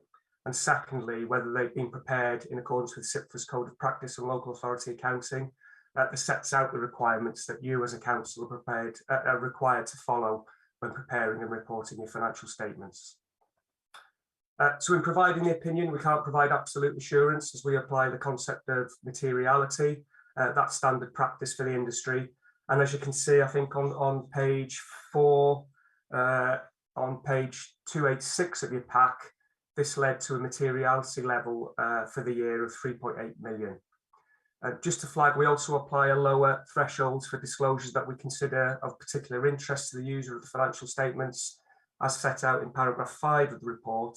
And those areas include, for example, senior officers' remuneration disclosures. We've talked about some of the challenges we faced this year, and some of those challenges I think have arisen due to the way of working as a response to COVID. Obviously, we continue to work remotely. We're meeting over the screen today, and we've met with the finance team at the council over the screen throughout the year. So it does feel very different, building on the experience we had last year. And Exhibit 1 of the report sets out the key ways really we've adapted and successfully responded to help overcome those challenges. And as Steve mentioned, we've also taken advantage of the flexibility, I guess, afforded by Welsh Government in extending the timescales for certifying financial statements this year. So just turning to the key findings, the audit identified 7 uncorrected misstatements, and they're set out in Exhibit 2 on pages 288 and 289 of your pack. And the international standards of auditing require us to formally request reasons in writing for not correcting those misstatements. And those reasons we've set out in the letter of representation in Appendix 1 of the report. And we ask that you provide that following approval of the accounts today. The majority of those uncorrected misstatements, as Steve mentioned, relates to unadjusted errors in note 13 of the financial statements around property, plants and equipment disclosures. And examples include the misclassification of assets disposed of during the year that weren't necessarily correctly disclosed in the note, or revalued assets as part of your annual revaluation programme that were not correctly reflected in the financial statements either. And as Steve has reflected, whilst officers informed us that all errors will be resolved in the current financial year, we're satisfied as your auditors that individually and collectively those errors are not material to your financial statements. But as we've set out on pages, or paragraphs 18 and 19 rather, we've highlighted a need for the council to develop a more efficient and effective accounts closure process for the accounting and recording of your property, plant and equipment. And that's something Steve acknowledged before I turned to the report. So to conclude, Chair, overall a positive outcome, and once you've approved the financial statements today and provide us with a letter of representation, the Auditor General intends issuing the unqualified opinion on your group financial statements on the 29th of November. So diolch Cadeirydd, thank you, Chair, and I'll gladly take any questions. Thank you, Matthew. Can I first of all, on behalf of the Governance and Audit Committee, thank David and yourself and Steve, your team, for the work that's been done this 12 months. You know, things have changed, not week by week, but day by day. And, you know, I think the work that's been done, which nobody sees, it's behind the scenes. So thank you on behalf of this committee. Any questions, members? Tony? Right. Thanks for that, Chair. My question really is aimed at Steve, and yet again I go back to my concerns, and I know a lot of people's concerns about the staffing risks that we currently are hearing about and seeing about. And Steve, you've just said that you've got extra challenges because of your two senior managers cutting back their hours. And really where I want to get to, I just want to really focus on one area. Steve, I hope things are really good for you, even though I'm certain you're probably under a lot of pressure. But when we saw before the previous finance manager being headhunted, and you know, and I realize that can happen to anyone, but we were lucky because we knew you were in the wings, so we had a natural successor. Now, do we currently, because I'm apologize, I don't know all the staffing, but do we currently have what we could say could be a natural successor? Because let's not kid ourselves, anyone in this day and age can be headhunted. And you know, I'm again looking at risks, but especially risks to financial staffing. Are you able to answer that one at all, Steve? I'll make a few comments, I think, Chair, if that's okay. Obviously, we're a small team, because we're a small council, and that's what, you know, it's one of those things that the support services of a small council have to fit the financial resources of a small council, but actually the work tends to be just as much as in a big council, because it's a statement of accounts is a statement of accounts. It doesn't matter how big the numbers are in that statement of accounts, you still got to do all the work to bring it together. So we are a small council, we have a small team. We have recognised over the last couple of years that we haven't got a huge number of, and there are two levels of accountancy qualifications for those who don't know. So you have your AAT level, and you have your CCAB, which is your ACCA, SITFA, you might have heard some of these, SEMA, all those, and they're fully qualified accountants. Now, obviously, to become Section 151 or Deputy 151 officer, you need to be well, for Section 151, you have to be SITFA qualified, and we haven't got a huge number of them now. We have a group of finance managers where they're all hitting the same sort of age at the same time, and as Nicola alluded to earlier, in the pre-COVID, we probably might have expected people to stay 3-5 years longer, but they are making the decision, because of reassessing life and all those sorts of things, that people are deciding to retire early. We've also had our payments manager, our payroll manager, Glyn Wally, for those of you who might know him. He's retiring again at an earlier age than we would have expected, pre-COVID, but people are making those decisions and we've got to plan for that. So we are starting a trainee scheme, and we've got a couple of people who are starting that journey, if you like, but it does take a long time. It takes 4 years to get qualified. So I think in the short term, I've now have a very able Deputy 151 officer, which I didn't have during a lot of COVID because of not being able to recruit, which has been a fantastic help. And Sri-Ann Evans has done actually most of the work on the statement of accounts, because I've been concentrating on the budget process and the strategies around that. So we're okay at the moment, but I think we're cognizant of the need to start skilling up our staff so that we have that throughput of staff going forward, I think is what I'd say. Thank you, Steve. Just bring Gary in on that, Tony. Well, it's just really just a general comment. I agree with a lot of what Steve has said and what Nicola said in response to the earlier discussion about recruitment and retention. I think the important thing in respect of succession planning is that we, as Steve is doing, are looking to ensure that we've got appropriately qualified people who are able to apply for those jobs. The use of the word natural successor, Steve wasn't handed this job on a plate. Steve had to compete for it and apply for it. And all of our recruitment processes are open and transparent, and they're required to be. So we don't have natural successors, but what we do strive to have is people who have the appropriate skills and experience who would be able to compete for those roles as and when they become available. Thank you, Gary. Okay, Tony.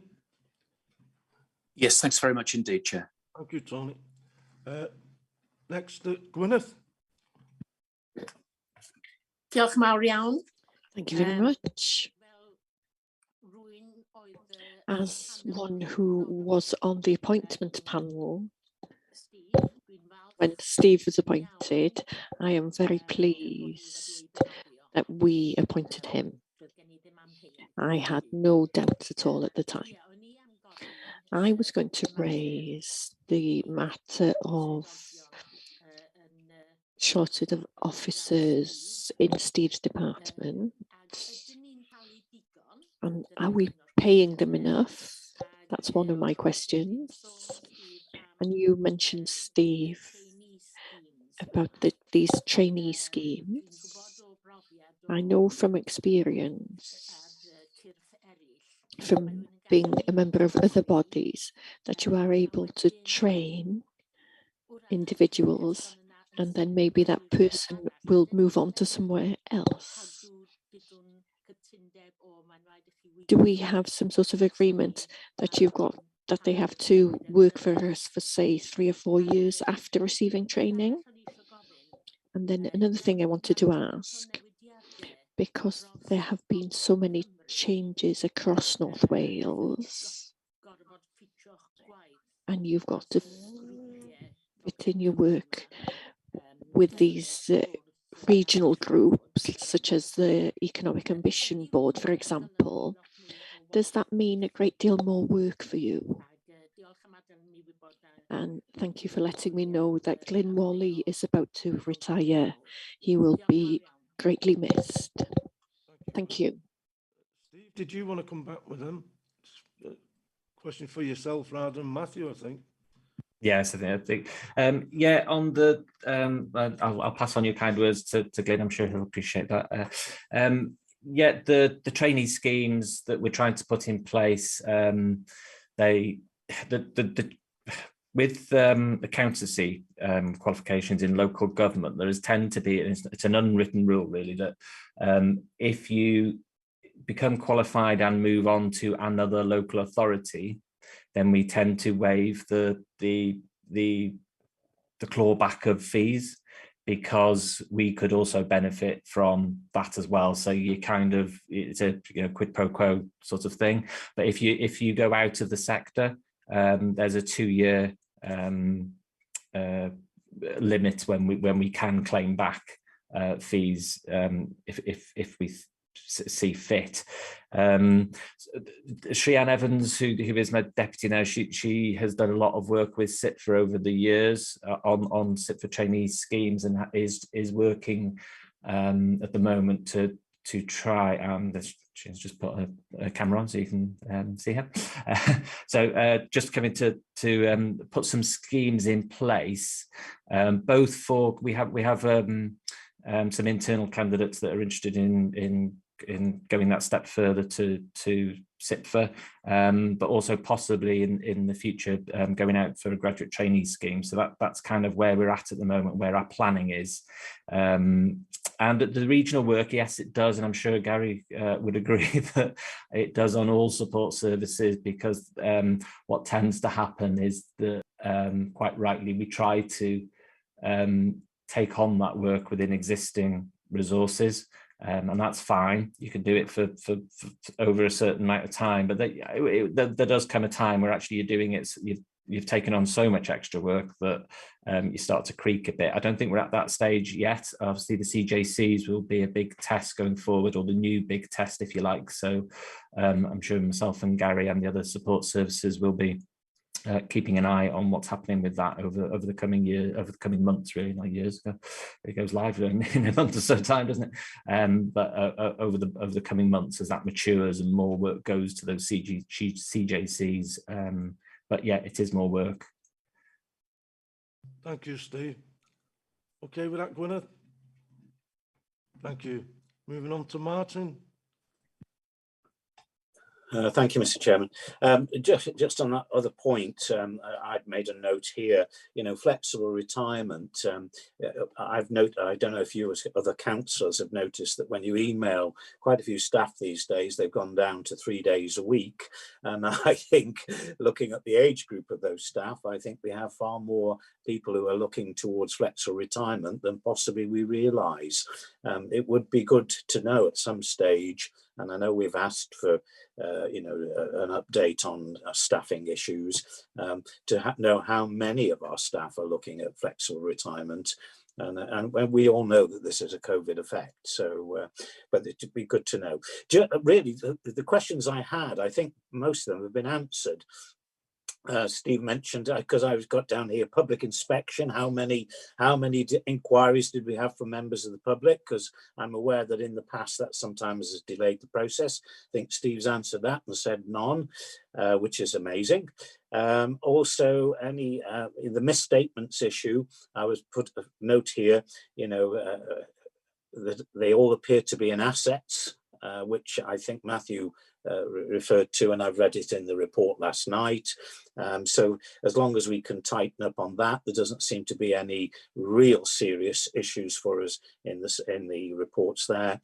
And at the end of the day, Matthew's report is key to this for us as councillors, because no matter how much great pleasure we get in reading through, 150 or 160 pages of financial statements or whatever, we do rely on the experts, and Matthew's obviously come back with reasonably positive response to this set of accounts. So, I'm quite happy with what we have before us. Thank you, Mr. Chairman. Thank you, Martin. If I just bring Gary back in with one of your comments. It was just to confirm what Julian said earlier, that there is a large workforce planning exercise going on at the moment for each service to look at those sorts of things, and then that will be sort of amalgamated into a corporate workforce plan as well. And as Julian said, we're looking at early new year for that to be completed, but the actual field work, if you like, is going on now. Thank you, Gary. Seeing your thumb up there, Martin. Thanks. Rhys, you wanted to come in? Thank you, Chair. Very briefly, as a new member of the group, I did appreciate that that explanation or introduction to matters. I think we have mentioned a few times about the need for training for new members, but maybe this isn't the time or the place for it. I have read through the report and my questions have all been answered. I'm satisfied with what I've seen. I'm just going to ask, showing my lack of knowledge of the jargon on page 296, where it says, matters on which I report by exception. Can you just tell me what that means? I think I know what it means, but matters on which I report by exception is written there. Is that for Somebody you, just Matthew? explain.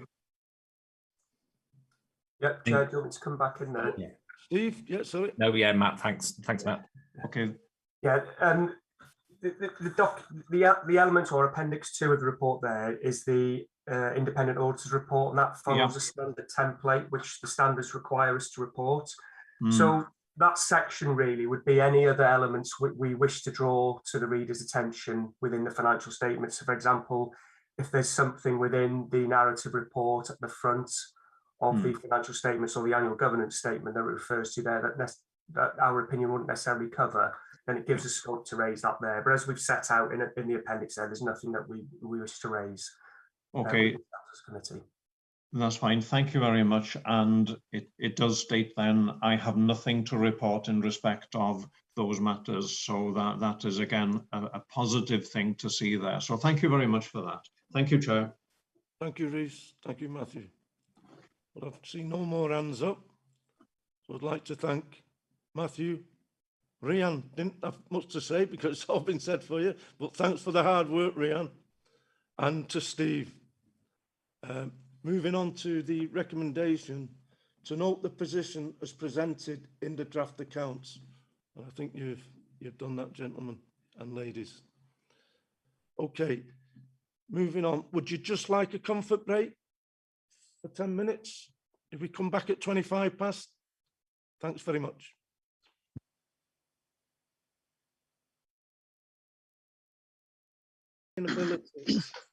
Which is pages 283 to 306, to receive the Audit Wales Financial Sustainability Assessment Report relating to Denbighshire County Council.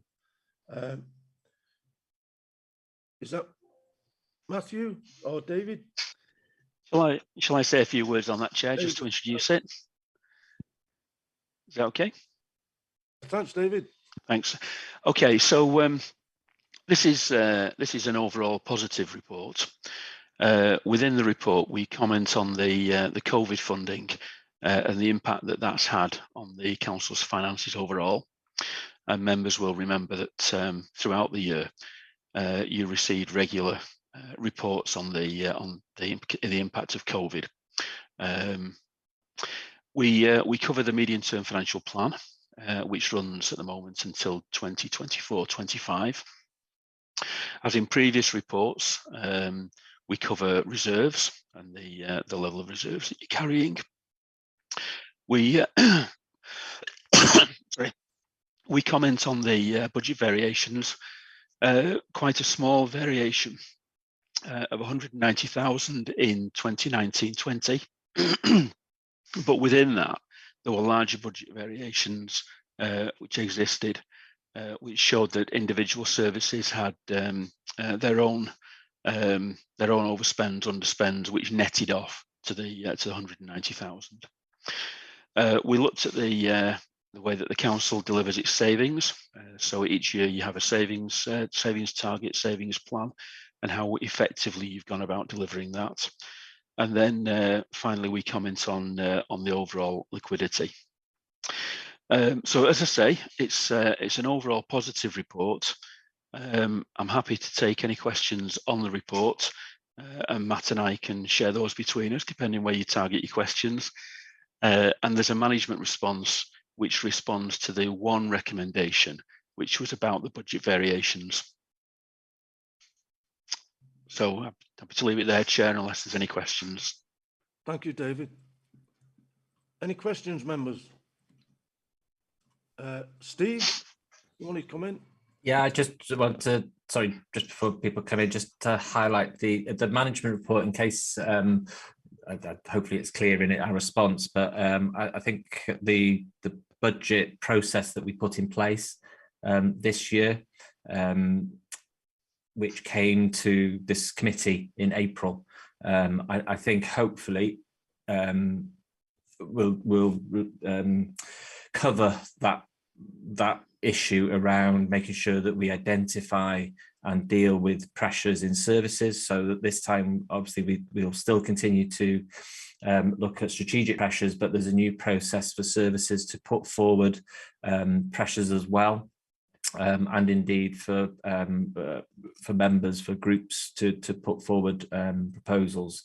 So I think hopefully this year's process, and this year's process isn't a one-off, this is a process that hopefully puts us in a good position for the next 3 to 5 years, obviously depending on unforeseen events, but if everything settles down and we get our 3-year settlement, we're hoping that it will form the basis of a proper medium-term financial plan where we can plan savings and pressures over the medium term. So it's just a bit more detail on that our management response appendix there. Thank you, Chair. Thank you, Steve.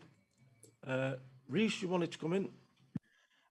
Yes, thank you, Chair. Just one question from the detailed report, page 6 and 7 of 16.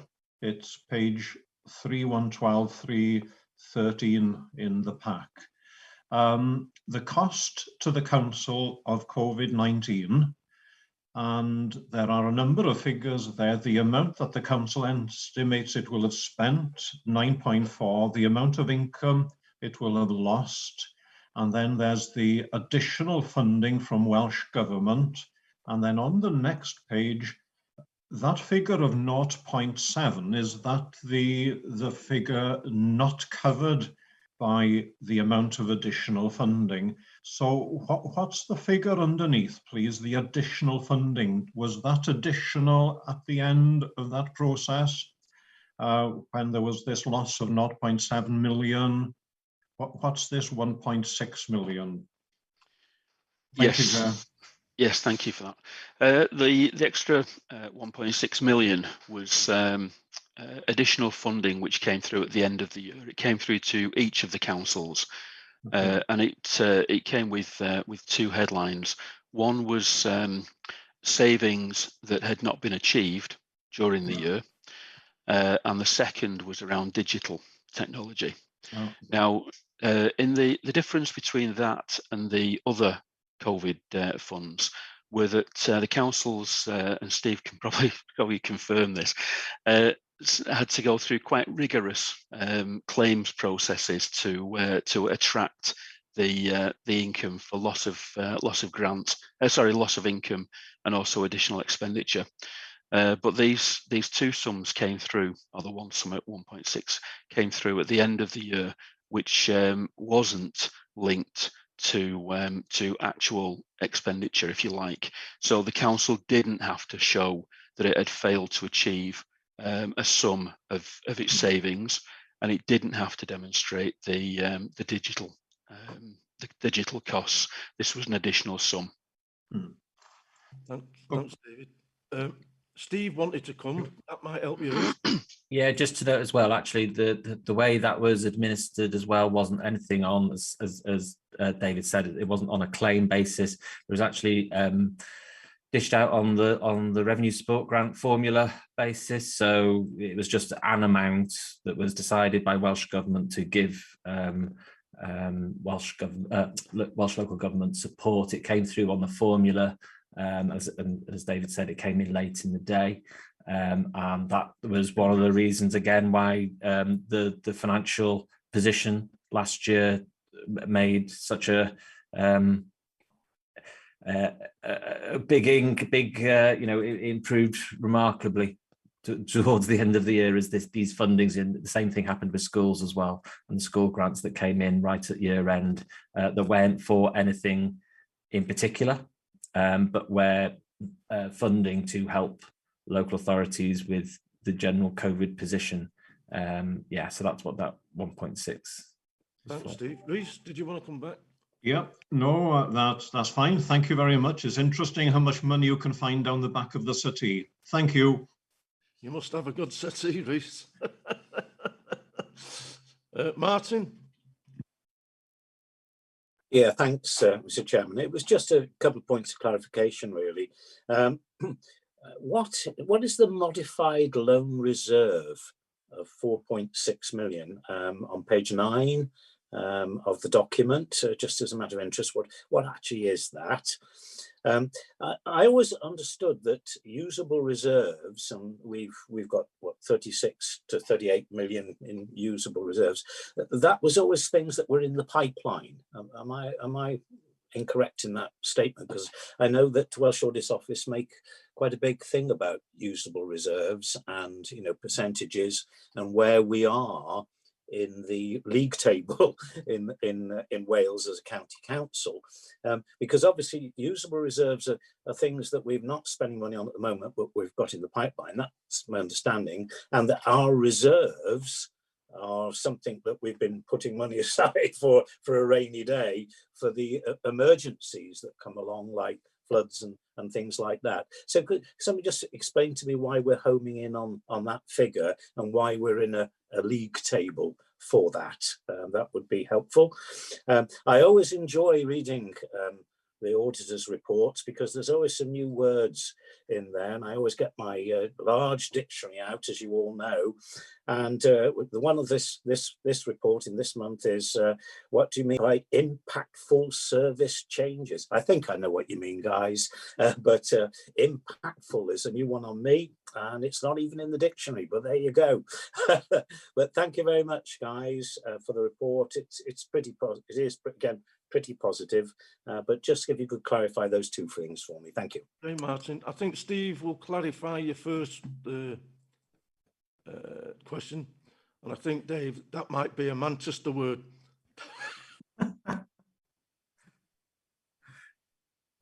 Yeah, I couldn't comment on that. But so the modified loan reserve is, I think it was 2 years ago now. It was created when about 10 years ago, a group of loans were all put into a pool and refinanced, if you like. I'm putting this very, it's more complicated than this, but so those were refinanced. Now what happened was that we chose to write that off in a particular way. And then the accountancy rules changed, which meant that we had to write it off in a different way, which actually what that means is that the amount we have to repay will increase over the next, I think it's 20 odd years left of the loan. So our amount we're going to have to pay will increase every year for the next 20 years. But what it means is that we've overpaid for the first 10 years. So what we've done with that overpayment was correct that overpayment and or effective overpayment or increase in the write-off. We've actually created the reserve with those funds, and those funds will be trickled down into the revenue accounts over the next 20 years to pay for that increase in writing off that loan over the next 20 years. What that means is I don't have to put a pressure in every year for the next 20 years to pay for that. Now, there is other ways of doing that, and we would always keep that under review. And it is one of those ones that, if forced to. So, for example, at the beginning of the COVID crisis, when we didn't know whether we were going to get 23 odd million from Welsh government, we would have had to have looked at those sorts of reserves, but it would have a knock-on effect for the next 20 years. We would have to then have found pressures over the next 20 years, but it was one of those options. And I'm sure David will come back on the reserves the wider reserves question, but I mean, I don't think Audit Wales will recognise that I think most Section 151 always make this point about that usable reserves figure. They are usable reserves, but that modified loan is one of them. So, for example, the capital grants unapplied is part of it. We have a winter maintenance reserve, that's part of it. So technically, or from an accounting point of view, you can reassign a lot of those reserves if you wanted to, but we would have to find the money in our revenue account going forward. So there's a balance there. The figure I suppose we would prefer to use is the unearmarked reserves, which is the 7 point, I can't remember, is it 7.2 or 7.4? I have to get the accounts up, and I've got a small screen, so I can't find it. It's just over £7 million. And what we say on the usable reserves figure for us is that we don't want that to go below 5 million. And that's something that's again a local decision that we've made, but we want to keep it at least 5 million so that to allow us to cope with any issues such as COVID, etc., going forward. So that's the one that we would use. For example, if we overspent by £3 million in a particular year because of something we hadn't predicted, that's where it would come from those unearmarked reserves, that £7 million figure, rather than reviewing those other reserves. So there is a difference between the two, but it's one of those things. It's a measure of our financial standing to use that other figure, and that's fine. Thank you, Steve. Okay. Yeah, certainly. Yeah. I think it's important to remember that this report, the template that we use and the approach that we've used for this piece of work has been done across all 22 councils. And the approach was agreed with the Association of Worst Treasurers. The point that we were trying to make in here about reserves was that we just didn't want to reflect a position whereby the reader thought that there were lots of reserves that could necessarily be used for any pressures that came on the council. So we were just trying to clarify within the report some of the issues around reserves. So I think Steve's explained it better than I could. On the impactful service changes question, something more in my comfort zone. I probably wrote it, but what we were reflecting there was the fact that Denbighshire has been in a position where it's managed to meet its savings most years without too much impact on direct service provisions. So there's been an awful lot of savings which have been made in back office functions where members of the public would never be able to see that. But there's only so much that you can do in that area, and at some stage it's likely that the council will get to a position, if the cuts had continued, where it would have to make some savings that would mean a direct impact on service users. So that's what we were trying to reflect in our creation of a new word for the English dictionary. Thanks, Dave. Thank you, David.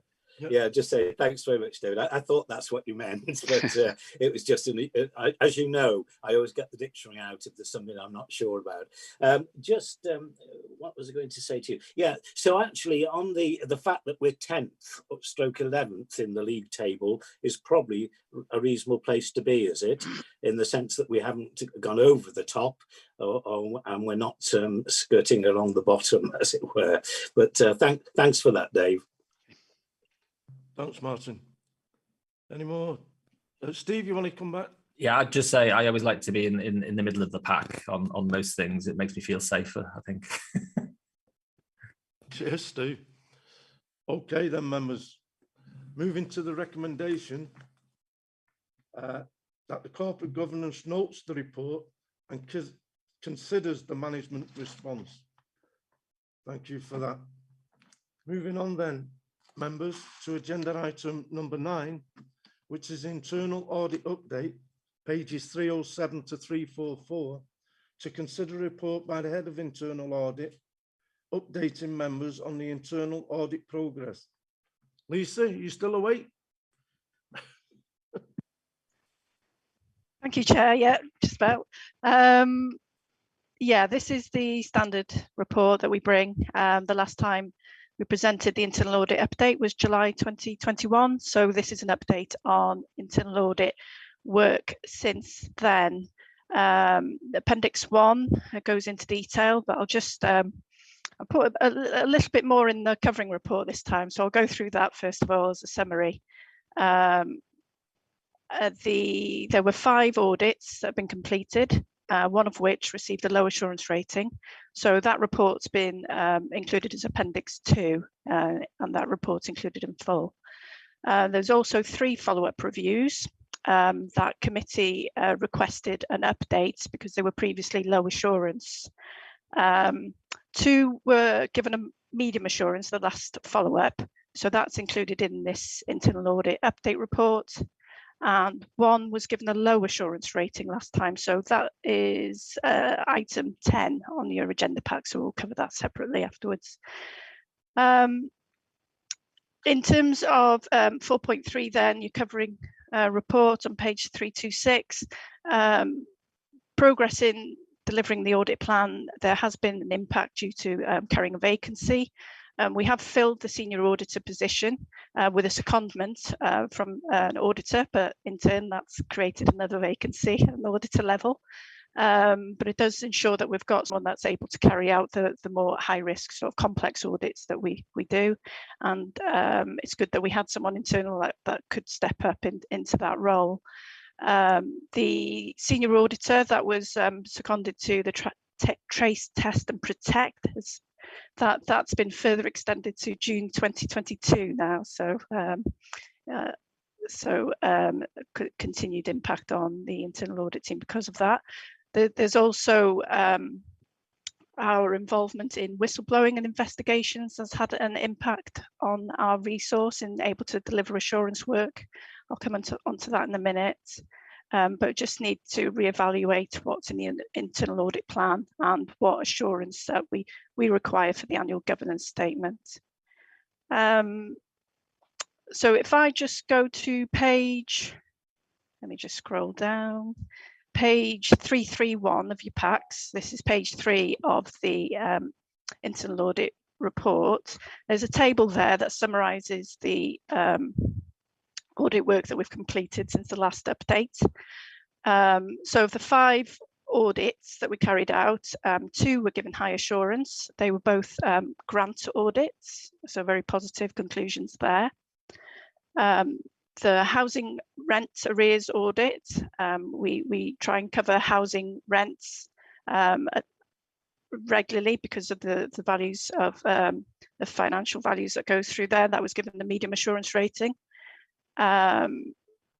The exceptions, exemptions and variations from contract procedure rules, that was given a low assurance rating, as I mentioned before, and the full reports included as Appendix 2. I propose, Chair, that we go on to that afterwards. Gary Williams, Lisa Jones and Steve Gadd are here to provide a response from the council in terms of what the situation is, what the plan is in terms of the action plan, and also May Poulston-Jones, the senior auditor who carried out the audit, just to give you a brief summary of the work that was carried out on that low assurance area. If I could give you a quick summary of the Denbighshire Leisure Limited audit, because I think that's most probably of relevance to the committee in terms of getting that assurance over the arrangements in place between Denbighshire Council and Denbighshire Leisure. It was the first time we've reviewed it. It was a high-level review of the governance arrangements and the management of key risks following the transition of leisure services to the new wholly owned company, Denbighshire Leisure Limited. We didn't cover financial systems in any detail because they were due an audit, but we did cover a high level sort of financial management as part of the contract management piece that we looked at.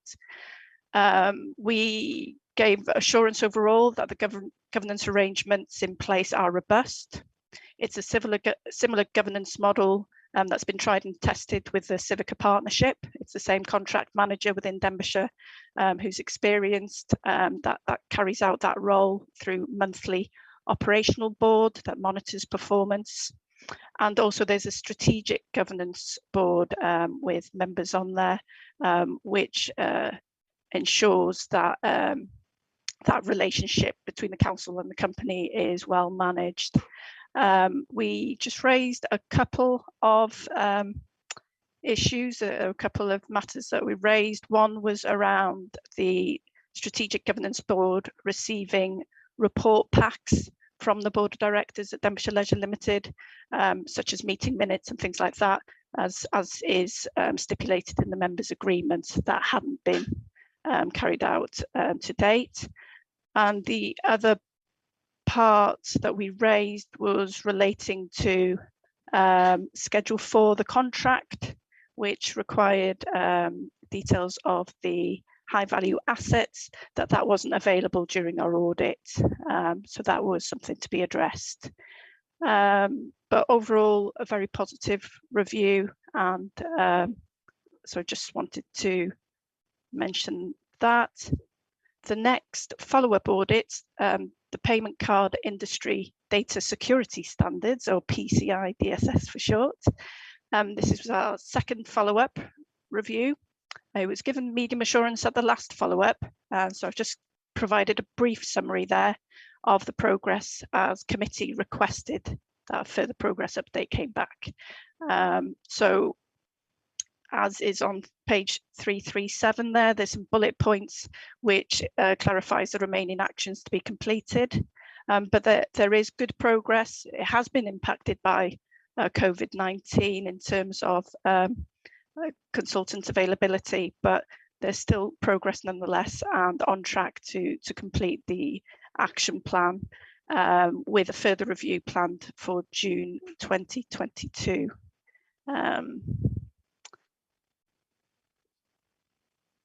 I'm just conscious Martin's got his hand up. I don't know if that's about this, or do you want to wait until the end?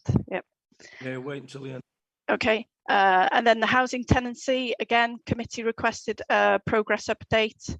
So I've just summarised the result of our follow-up audit there. It was our second follow-up.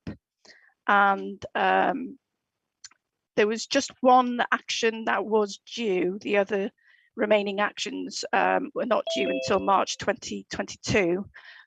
But we have been able to see that tenancy fraud training's taken place, and the review of the National Fraud Initiative.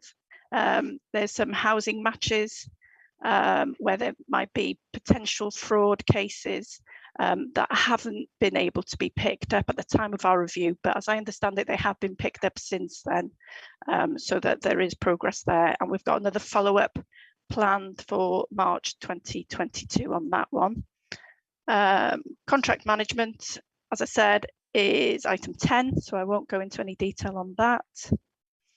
Where I mentioned earlier about the impact on internal audit's resource due to carrying a vacancy, and also investigation work that we've been supporting the council with. There are some audits that we won't have the capacity to carry out, but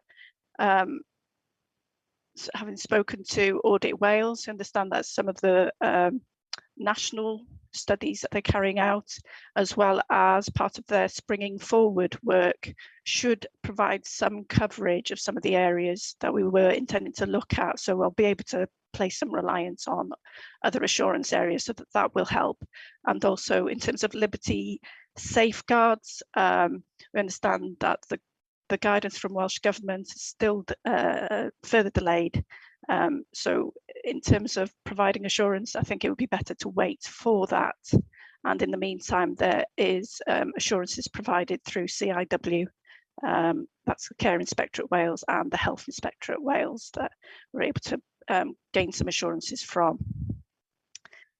On page 343, just a counter fraud update. We're seeing a lot more fraud alerts coming through from the National Anti-Fraud Network that we're subscribed to. And when that happens, we forward them on to the relevant service. A lot of mandate frauds where companies are trying to get the council to change their supplier bank details by providing fictitious information. But we've got good controls in place to prevent that. There's also a senior auditor since passed the SIPFA accredited counter fraud specialist training, so to be able to carry out investigations in line with legal requirements should they need to go to court. There's referrals there. Again, 3 allegations, mostly coming through from whistleblowing, where members of staff are raising concerns. Gary Williams brings a report separately on whistleblowing each year, and I think that's due to come in January. So there'll be a bit more detail on that then. And then finally, on the internal audit performance, just to highlight, the completion of internal audit action is still below target, although improved from the previous update provided. So from 42% up to 53% of audit actions that are completed by the date that services have said that they will be completed by.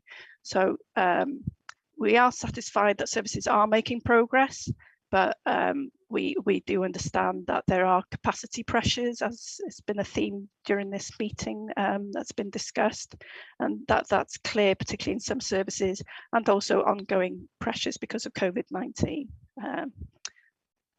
So if we then go on to Appendix 2, that's on page 347. The audit of contract exceptions, exemptions and variations from the contract procedure rules. I'll just do a brief intro. I'll then pass over to Maeve to go through a summary of the audit. And as I said, Gary, Lisa and Steve might want to comment from the council's perspective. In terms of the reason for the audit, they can be termed as waivers from CPRs, so that there should be a justification for that, and that was the key scope of the audit, was to look that they were used appropriately in line with contract procedure rules. And we also looked at some of the decisions taken during COVID-19 in terms of use of contract exceptions and exemptions, just to make sure that such emergency procurement decisions, that there was a rationale and justification for any exceptions or extensions used. This is one of our proactive counter fraud reviews. Use of exceptions and extensions can be a red flag for fraud. So we do try and ensure that we can have some proactive counter fraud audits each year. And whilst it's always quite difficult to identify procurement fraud, the nationally procurement fraud is seen as a high area of risk. So yeah, I'll pass over to Maeve for an update. Thank you, Lisa. Good morning, everyone. I don't intend to go through the report line by line. I take it by review. Dave, maybe if you turn your video off, you're breaking up badly. Okay, we'll do. Is that better, everyone? That's it. Thanks, mate. Okay, good stuff. Okay, so just by way of additional context, this review was actively encouraged by the legal and procurement team. And as Lisa said, we also sought to assess what, if any, impact the COVID pandemic had on the use and prevalence of exception and extension requests. So I'll use the terms, hopefully not too interchangeably, but exceptions is generally where the contract has been awarded directly, and extensions or variations, or as it suggests, where an existing contract has been extended. So we did a sample of, or we tested a sample of decisions over the last 2 financial periods. And we did find some areas of good practice and proactive engagement between services and the procurement team. But we wanted to sort of see if the criteria were being applied properly for granting exceptions and extended contracts, and adhering to the contract procedure rules. So the contract procedure rules, whilst they are quite detailed in general, the provisions for granting exceptions and exemptions and variations are relatively clear and concise, and the criteria for granting these similarly are quite clearly set out. So we tested, as I say, a sample of some of the decisions and contracts granted over the last 2 financial periods, and we focused on the approval and decision-making process and how advice from legal and procurement was addressed by the services. And we went through the samples with the contract managers, the procurement business partners, and heads of service. So I think it's safe to say that the pandemic didn't actually increase the volume and prevalence of directly awarded contracts or indeed contract extensions. But as you'll appreciate, given some of the commercial sensitivities involved, I don't intend to go into the details of specific contracts, but maybe if I could just pull out some of the key themes from the 4 issues we identified. So I think overall, the first, I suppose, underlying issue was the depth and breadth of understanding of the contract procedure rules and their application in this area. And that varied across services, and as we found, was a contributory factor to some of the instances of non-compliance with the CPRs, particularly in relation to the approval requirements, i.e. who's the authorised approver when contract extensions and variations and exceptions are being granted. There was, as you would expect, a number of contracts awarded under the extreme urgency criteria over the last 18 months where procurement activity couldn't take place because of the COVID pandemic. When directly awarded contracts are granted under this criteria, there are more stringent approval requirements, and our testing found that the approval requirements weren't fully understood by services, and that was almost across the board. There wasn't one particular service where there was more instances of directly awarded contracts being granted, but just the requirements as to who is required to approve these wasn't always clear, that was understood. Similarly, in relation to the higher value contract extensions, and then other areas we found where, for example, the requirement for a formal contract where the contract value exceeds 25,000. So those are just some sort of key examples of lack of understanding of the CPRs that we found in our sample testing. Now, as part of the process of granting exceptions and extensions, services are required to seek review and guidance from the legal and procurement team. So the second issue that we've raised in our report relates to the transparency of decision making and authorization of contracts following advice given by legal and procurement. So in some instances, the decision maker chose not to follow the advice and recommendations given by legal and procurement teams, but it wasn't always clear what the rationale was for not following this advice. It wasn't clearly recorded. And in some instances, the advice wasn't fully addressed prior to the commencement of the contract. So obviously there are implications there for clarity and transparency of recording decision-making when awarding or extending contracts. And that's something that we've engaged with the contract managers and heads of service where we have come across such examples where the decision has been taken for various reasons to proceed with the contract. And then the third issue, and it's an issue that's included in the recent contract management review, the follow-up of which we'll come on to shortly, but it essentially relates to the recording and monitoring of contract exceptions and extensions on the council's electronic procurement system. And that is a requirement of the CPRs that contracts are recorded on the electronic procurement system. And we found that this has not been done by services. And the knock-on effect of that is that it can lead to ineffective contract performance monitoring and also procurement planning. So where the services aren't recording the expiry date of the contract on the procurement system, it can come round very quickly and can sometimes lead to not having sufficient time to undertake a full procurement exercise and tendering exercise. So it's the use of the procurement system or lack of use of the procurement system that is an issue that we flagged both in this review and was an issue that was flagged in the contract management review. And then finally, and it's I suppose it's linked to the previous issue, and that's procurement planning. So we found in our sample testing, and we did 10 extended contract decisions over the last 2 financial years out of a population of 35.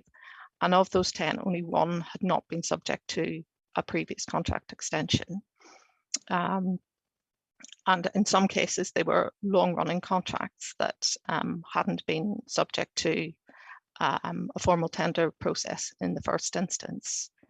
So as our report brings out, where such contracts are extended continually, it does pose a risk to achieving value for money and supporting the local economy.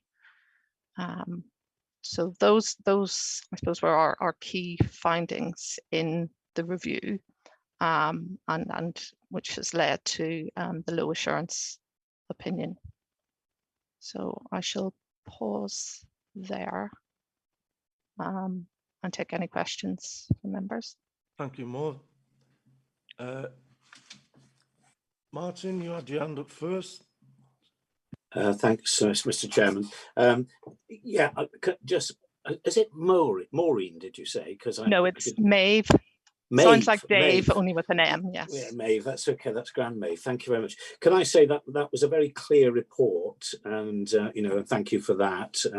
Obviously, the work has been done. With exceptions, I just understand from what you're saying is basically they haven't gone out to tendering, have they? They've just somebody's just been awarded a contract. Is that what we're saying? Is that what exceptions mean? Correct. Okay. And obviously, this is a small this is a sample that you've done. Mm-hmm. Have we concerns that this may be a little bit more problematic than just the sample? Because obviously, as you rightly say, you know, contracts is a key area for us to make sure that we're getting value for money, that we are monitoring them, and that they're going out to the right people. You know, we've gone through a proper process, and yes, there is a risk in dealing with contracts if we're not careful, and obviously for staff themselves it's important that we make sure that this is a secure process, so that nobody can point fingers at anybody at any time. And then finally, could somebody just explain to me what is a tackle exemption? On page 336, Lisa, that might be one for you. It's further on in the report rather than Maeve. But just what is a TECL, TECKEL exemption? Thank you. But just bring Gary in for that one, Martin. Oh, I'm glad Gary's going to answer it. I was going to attempt to, but I'm sure Gary will do it better than me. Okay, well, Lisa Jones is on the call, and she knows more about it than I do, so I'm sure she'll put me right. But I'll have a stab. TECL effectively is the name of a case.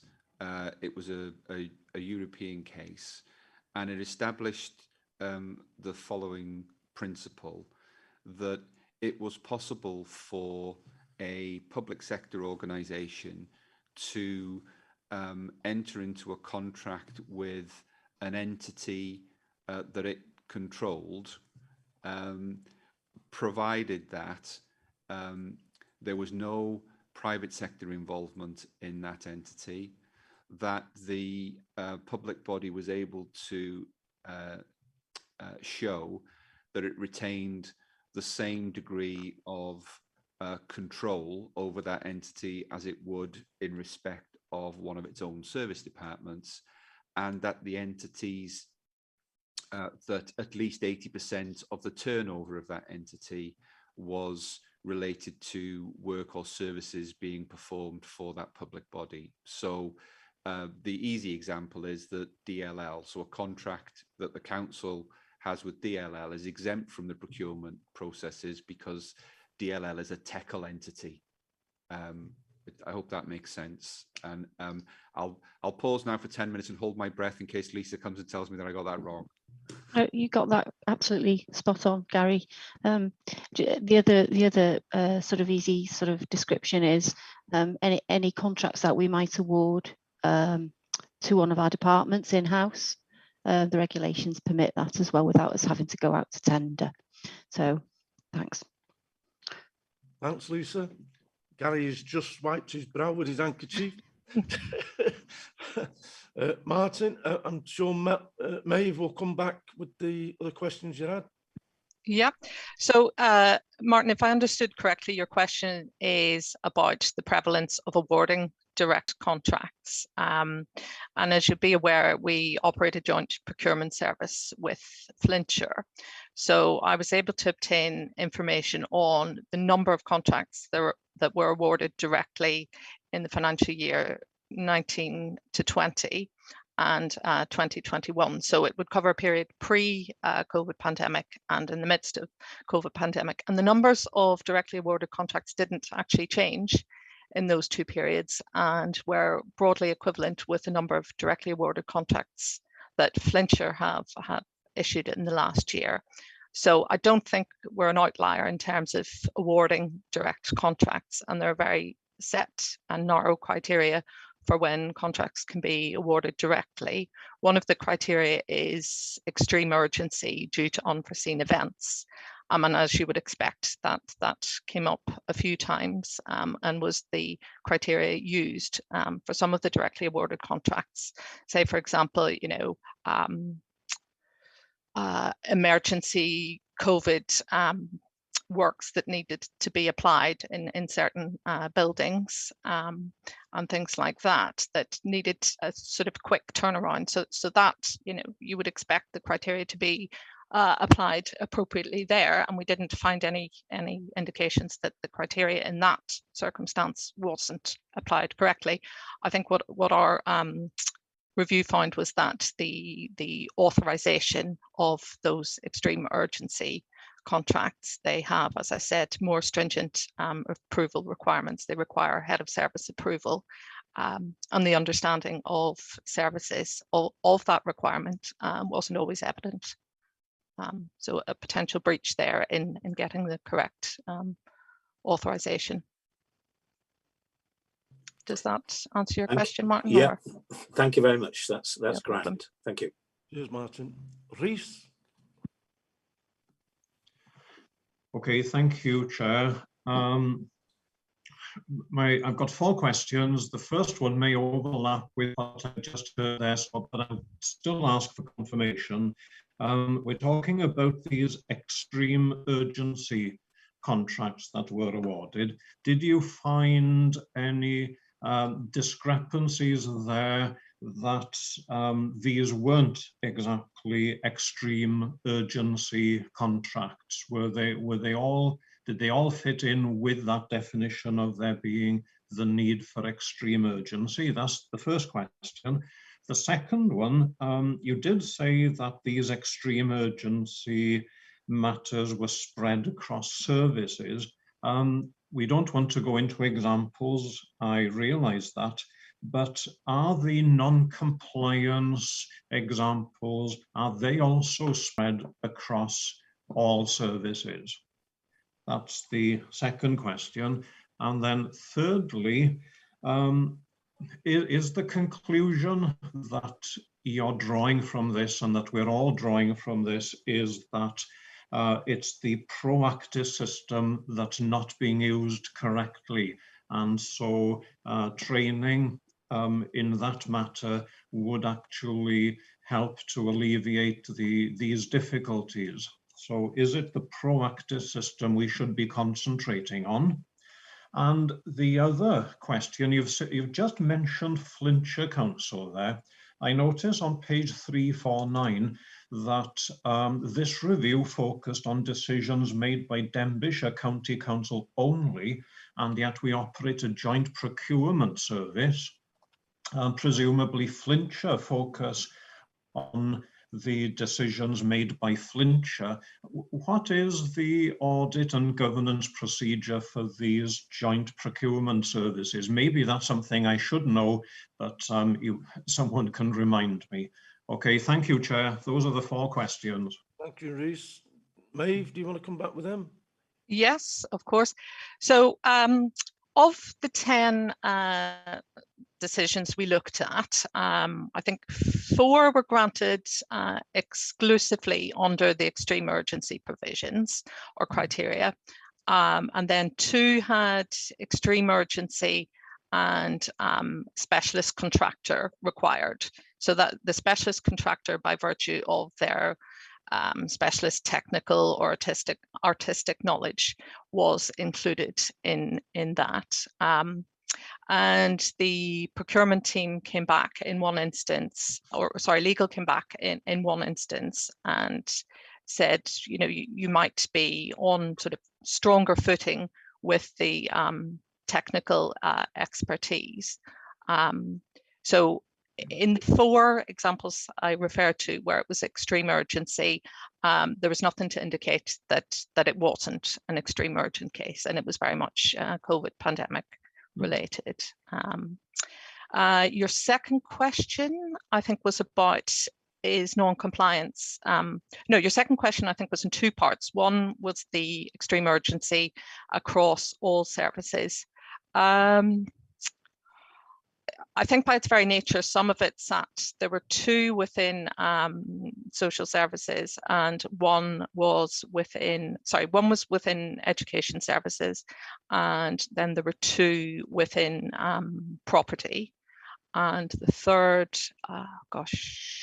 was within business improvement and modernisation. So they're all genuinely extreme urgency criteria.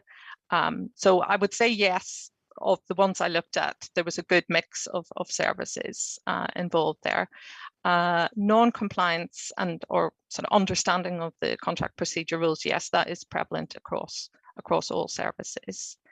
And then proactive, so we'll touch on this when we come on to the contract management follow-up, and I think it's not unfair to say that proactive is not being used as intended and as required by the contract procedure rules. So one of the actions, and I'm jumping ahead, but indulge me for a second, one of the actions in the contract management follow-up was to look at whether the proactive system is fit for purpose, and I think it would be unrealistic to come to a conclusion on whether or not the system is fit for purpose until such times as it's been used properly by all services. So I would say probably let's not focus on the proactive bit, let's focus on services using proactive, because it's there to sort of provide good contract management and will aid with procurement planning as well.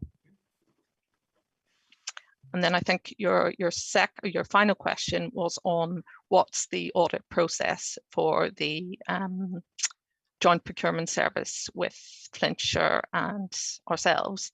I may ask Lisa to jump in here. I know there was a previous audit done on the setup of the joint procurement service with Flintshire and Denbighshire, so I'm going to hand over to Lisa to take that question, if you don't mind, Lisa. Yeah, thanks. Yeah, there is a board in place. I know Councillor Julian Thompson-Hill sits on that board with that oversees and provides the governance over the joint procurement service at Flintshire and Denbighshire, and they monitor some of the performance and things like that, which is what we audited, I think, about 3-4 years ago now. And there was an action plan on the back of that just to improve some of the governance arrangements, and most of which have all been implemented since.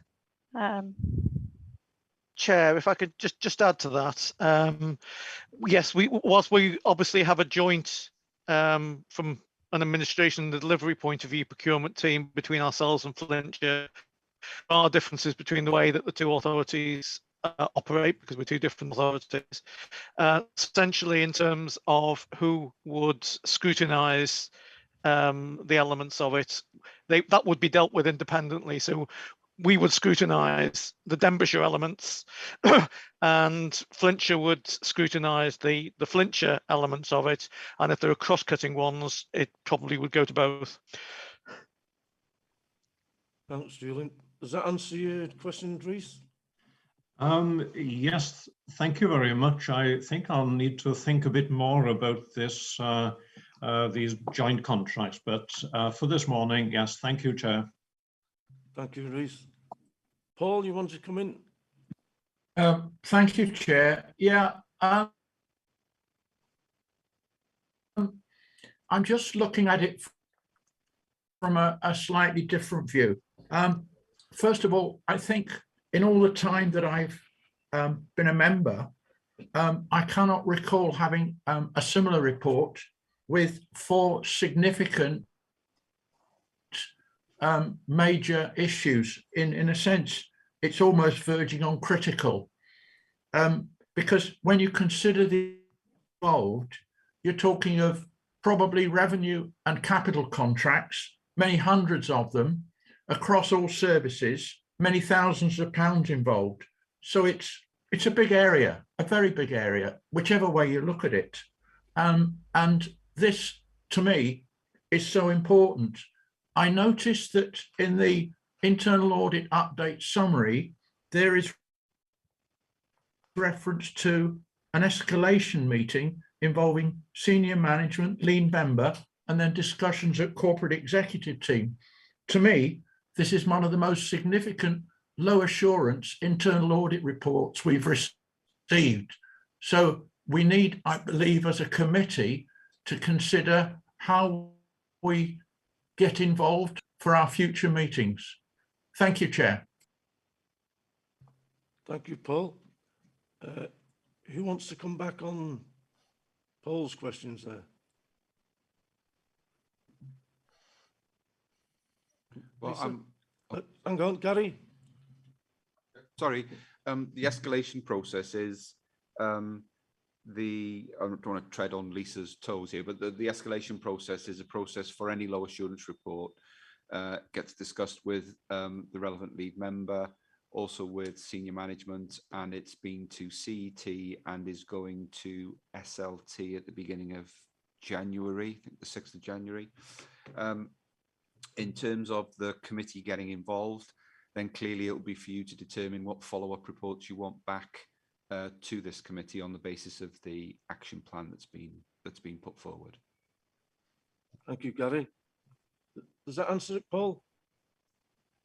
Yeah, that's fine, Chair. I just think that we've had a number of low assurance reports over the years. This has to be one of the top 2 or 3 in terms of its impact on the council and the need for us to pay close attention to the responses to it. That's all. I think you're correct there, Paul. And I think when we come to recommendation, then we need to think about that.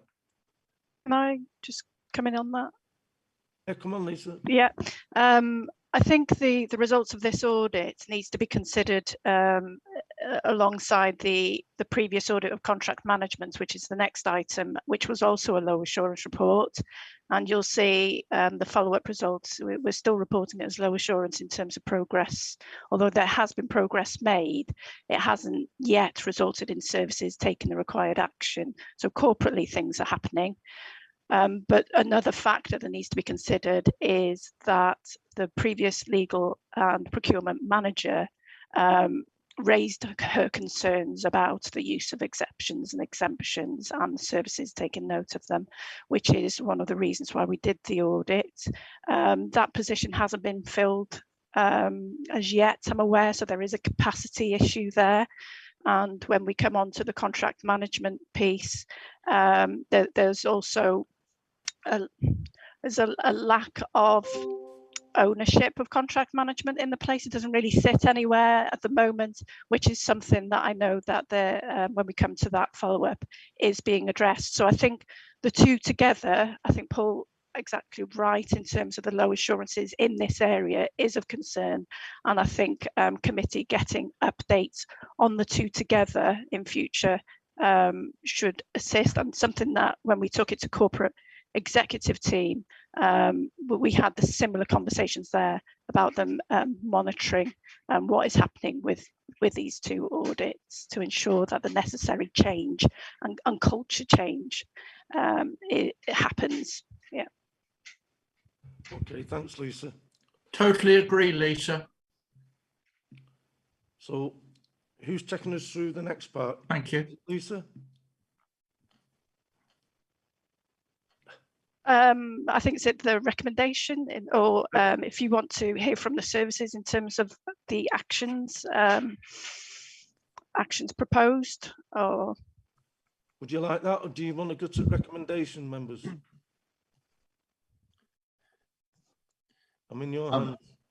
I think it would help to know what's coming next in order to make our minds what this committee is going to ask, Chair. Thank you, Reece. Do you want me to refer to the action plan? Yes, thank you, Gary. Thanks, Chair. Excuse me, members. The action plan is contained from page 352 onwards. So you'll see that in response to the first issue around general understanding of the CPRs, there are a number of actions there that fall to the procurement service to take, and that's about making sure that there's a presentation to all. Just for Martin's view, the JAG and their DMG is departmental management groups or departmental management teams, so that each service will be updated in respect of the CPRs.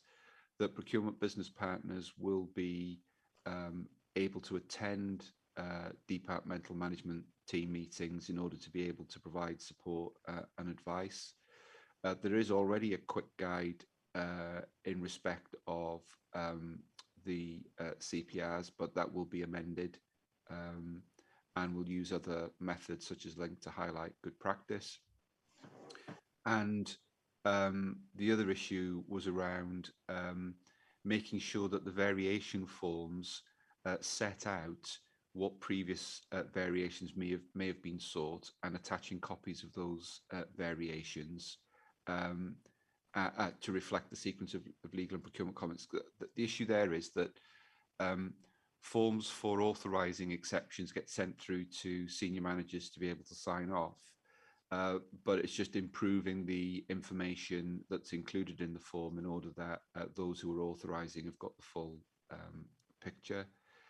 In respect of issue number 2, regarding transparency and accountability, again, revisions to the exception and variation forms to include a comment box that would have to be filled in by the relevant head of service to provide their rationale if they were departing from the advice that was being given by legal and procurement. That the variation forms as well have a task list in, so that there's a commitment from the services to actioning the advice that they would be given by legal and procurement, such as checking insurance provision, etc. And one for legal services where we categorise legal advice as whether it's high, medium or low, and that if we are saying it's high risk, then that's peer reviewed by another colleague in legal services for a second opinion before we categorise it as such. Then in terms of the issues around Proactis, as I said, a report to SLT highlighting the weaknesses identified. there was a report that was supposed to go to SLT earlier this month, but agenda management issues meant it didn't get on, and so it's been bumped to the 6th of January. That ensuring that training is rolled out across relevant staff, both in the two parts there of the contract management module and the contract management principles. And that's an overlap with the contract management report, because there's a contract management forum now, which we'll discuss later, which will be able to lead on that and make sure that services are cooperating with that. The quick guide we've referred to previously. And that procurement business partners would be able to support services in respect of their use of Proactis in order that they can plan their procurement cycles. Because one of the issues where we could potentially end up with exceptions or extensions would be where there's been insufficient planning in terms of the next contract for a particular service, and services may end up in a situation where without that proper planning they're seeking extensions in order to give them time to be able to do that. In respect of, and it brings us on to the planning and the culture, making sure that procurement business partners are invited on a regular basis to departmental management teams, and that each service have a procurement forward work plan so they can horizon scan projects and activities that may require procurement, and then the procurement business partners to support that activity. And then the other thing which we discussed at CET this week is that I would take a report to CET on a regular basis to enable them to see a range of indicators around compliance with CPRs, so that they could be satisfied from a corporate point of view that all was well, or if not, that they could raise those issues with relevant heads of service. Thank you, Gary. Okay, members. If we go then to the recommendation. Mr. Chairman. Yes. Obviously, guys, we've gone through all of that, and I wonder sometimes whether in a lot of our departments in County Hall that we don't use some form of control form for a process. You know, where you have a process, there should be something set out that the member staff ticks as they go through that process. And this, to me, is a classic example of having a properly a form set up so that it asks all the questions. You know, is this, have you gone to tender? Is this an exemption? If it is, has it been signed off? And somebody signs it off.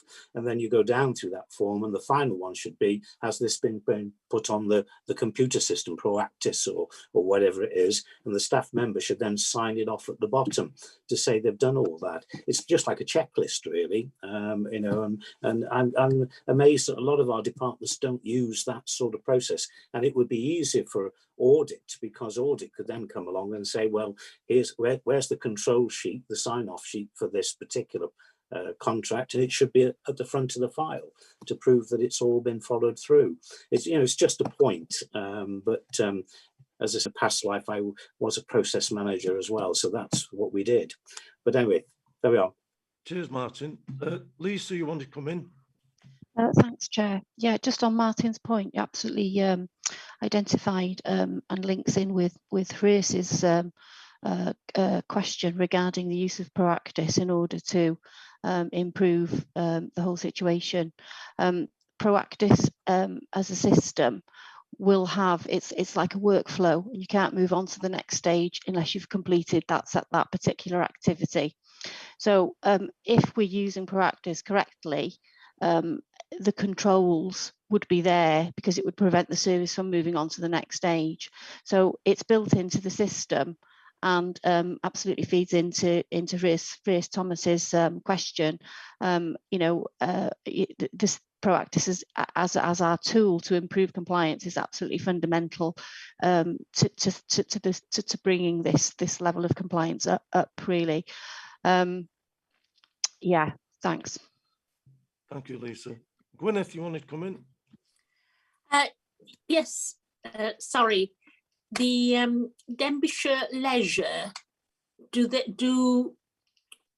do they pay for the audit? That's one. I see Rhythm Town Council is an external audit. Do you have many other external audits like that? And the deprivation of liberty on page 340, could you just clarify that? What is that? Thank you. So I think those are questions probably for Lisa in earlier parts of the report. Yeah, sorry, I'm. Yeah, yeah, Rhythm Town Council's an external sort of very small piece of work that we do. So a couple of days looking at their annual accounts. Denbighshire Leisure Limited, the review that was part of the internal audit update was done from a Denbighshire perspective. So Denbighshire Leisure didn't pay for that, but we do provide an internal audit service to Denbighshire under the SLA and support services as part of the contract. And so Denbighshire Leisure will pay for any internal audit we do for them. The deprivation of liberty is safeguards, or it applies to, which we won't get the legal aspects exactly right, but it's making sure that people have a voice if they haven't got capacity, and that their human rights and things like that haven't been impacted.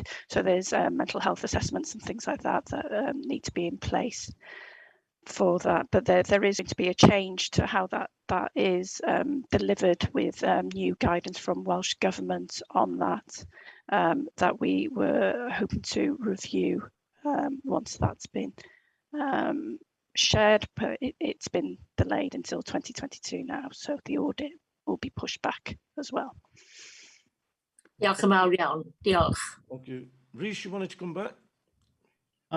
Only to say, Chair, that I agree with Paul there that some of the weaknesses that have been discovered here are pretty basic ones, like not ensuring value for money and things like this. So I am very concerned about parts of this report, but having heard what Gary Williams has said there, steps seem to be have been taken, and there are things also planned for the next few months. I'm just wondering what this committee can do to not put pressure on, but to be reassured in a few months' time that we're going in the right direction. So how long do officers think that it will take to actually get this message about using Proactis properly out to departments, when we can review the thing again and see that we're back on track? So how long do you think that will take then, Chair? Okay, Rhys, I'll bring Gary back in, and then in the recommendations, I'm sure there's something there that we can ask for a report coming back as soon as possible. Gary? The first thing to say, Chair, is that it's not that I don't think Chris should be concerned about putting pressure on. That one of the roles of the committee, and actually welcome the oversight of the committee, as we asked for the audit report as well, in order that provides additional impetus and gravity to what we're asking people to do. So we welcome the report, and we welcome the committee's oversight of it.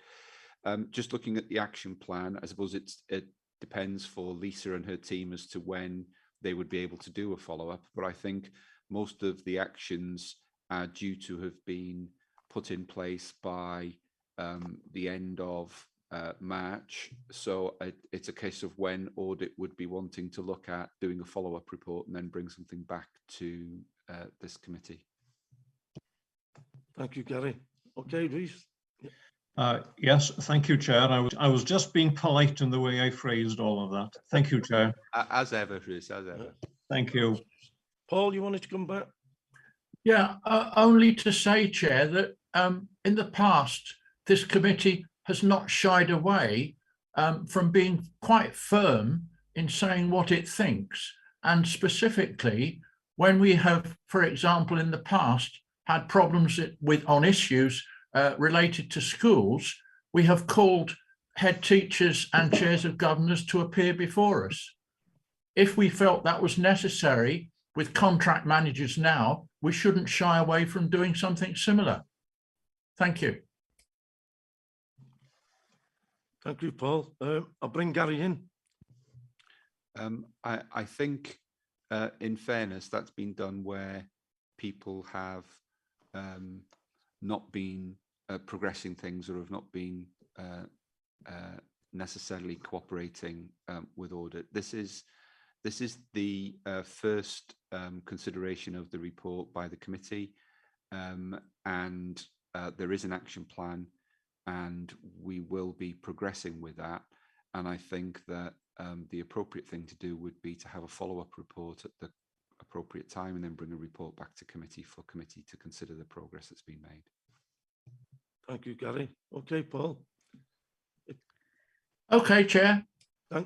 If we move then to the recommendations, that the committee considers the report content, assesses the internal audit's progress and performance. 3.2, that the committee decides whether it needs further assurance on any of the audited areas to follow up progress with implementing the improvement action plans. I'm in your hands. Yes, we do require further assurance to follow up any progress that's being made, Chair. What length of time did we decide on? Can I add the follow-up is scheduled for June next year, which is based on the implementation dates that services provided in the action plan. So we could bring it to the July meeting. We could bring the follow-up then. Yes, please. There from Mr. Chairman. Just to say, it'll be up to residents whether I'm here. But yes, Martin, you want to come back? Well, I wonder whether we could have something back a little sooner than that in relation to the use of Proactus, because you're all saying that this is the key part to this, because if they use that properly, then they will follow a process. That's what Lisa was saying earlier as well. Lisa Legal now rather than Lisa Audit. So I wonder whether we could have something earlier than that, just for an update on whether Proactus is being used as it should be, because I think that's something that we can deal with quite quickly. A lot of the other stuff, yeah, okay, June or July for a report back is okay, but perhaps, you know, in March or something like that, we could have an update on how Proactus is being used. Thank you. Just before we get an answer on that, Lisa or Gary, I'm just wondering, with this Proactive, is there a problem with the movement of staff, and that when staff gets moved around, new staff that's coming in are not up to au fait with Proactive, and whether when new staff come in, Proactive is one of the first things that they should get in the training? Well, Lisa Jones may have a view. My own view is that, well, clearly, when staff arrive new in post, then they should be trained appropriately on the systems that they will need to use. But I think it's a bit more fundamental than that in respect of Proactus. It's the use of it in general. Lisa may be able to say more than me, but it's not an entirely intuitive system, as I understand, to use, and it's not always popular with everybody in the way that it's used, but it is the system that we have, and it's the system that people should be using. And so the thrust of this report is that we should be where people aren't using it appropriately, we should be doing as much as we can to ensure that they are able to do it because they've been trained, but also that we're monitoring the use of it so that where people have been trained to use it, they are using it. Thanks, Gary. Steve Gadd, you put your hand up. Yeah, sorry, I just wanted to make the point that just because Proactis has been had so much focus on it, Proactis has a number of modules, and a lot of those modules are around just actually paying people and getting, for example, all the corporate card stuff goes through there, all the mileage allowances go through, but that is a separate module from the procurement module. You don't have to use both; they're not even linked. So I just don't want to. It's not proactive. Just don't want the good bit of Proactis to be sort of actually that bit that we use for paying purposes works really well. So I just wanted to flag that just in case you heard Proactis used in another meeting. Thanks for that. Sorry, I should have clarified that it is a specific module, and one of the issues in the contract management report is to actually take a look at whether or not Proactis is the right module, but it's the one we've got now and people should be using it. Ellie, before we move on, you want to come in? Yeah, just to say, I did use Proactis in my other life. And what I found it really annoying is in June, we'd ask all the staff to give us their orders for the new school year.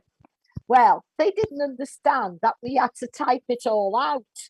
And it was just getting the rest of the staff in the schools to know. And then when invoices arrived back, and maybe it was addressed to a teacher, I'd be then running around school looking for the blessed invoice so that I could progress it through the Proactis.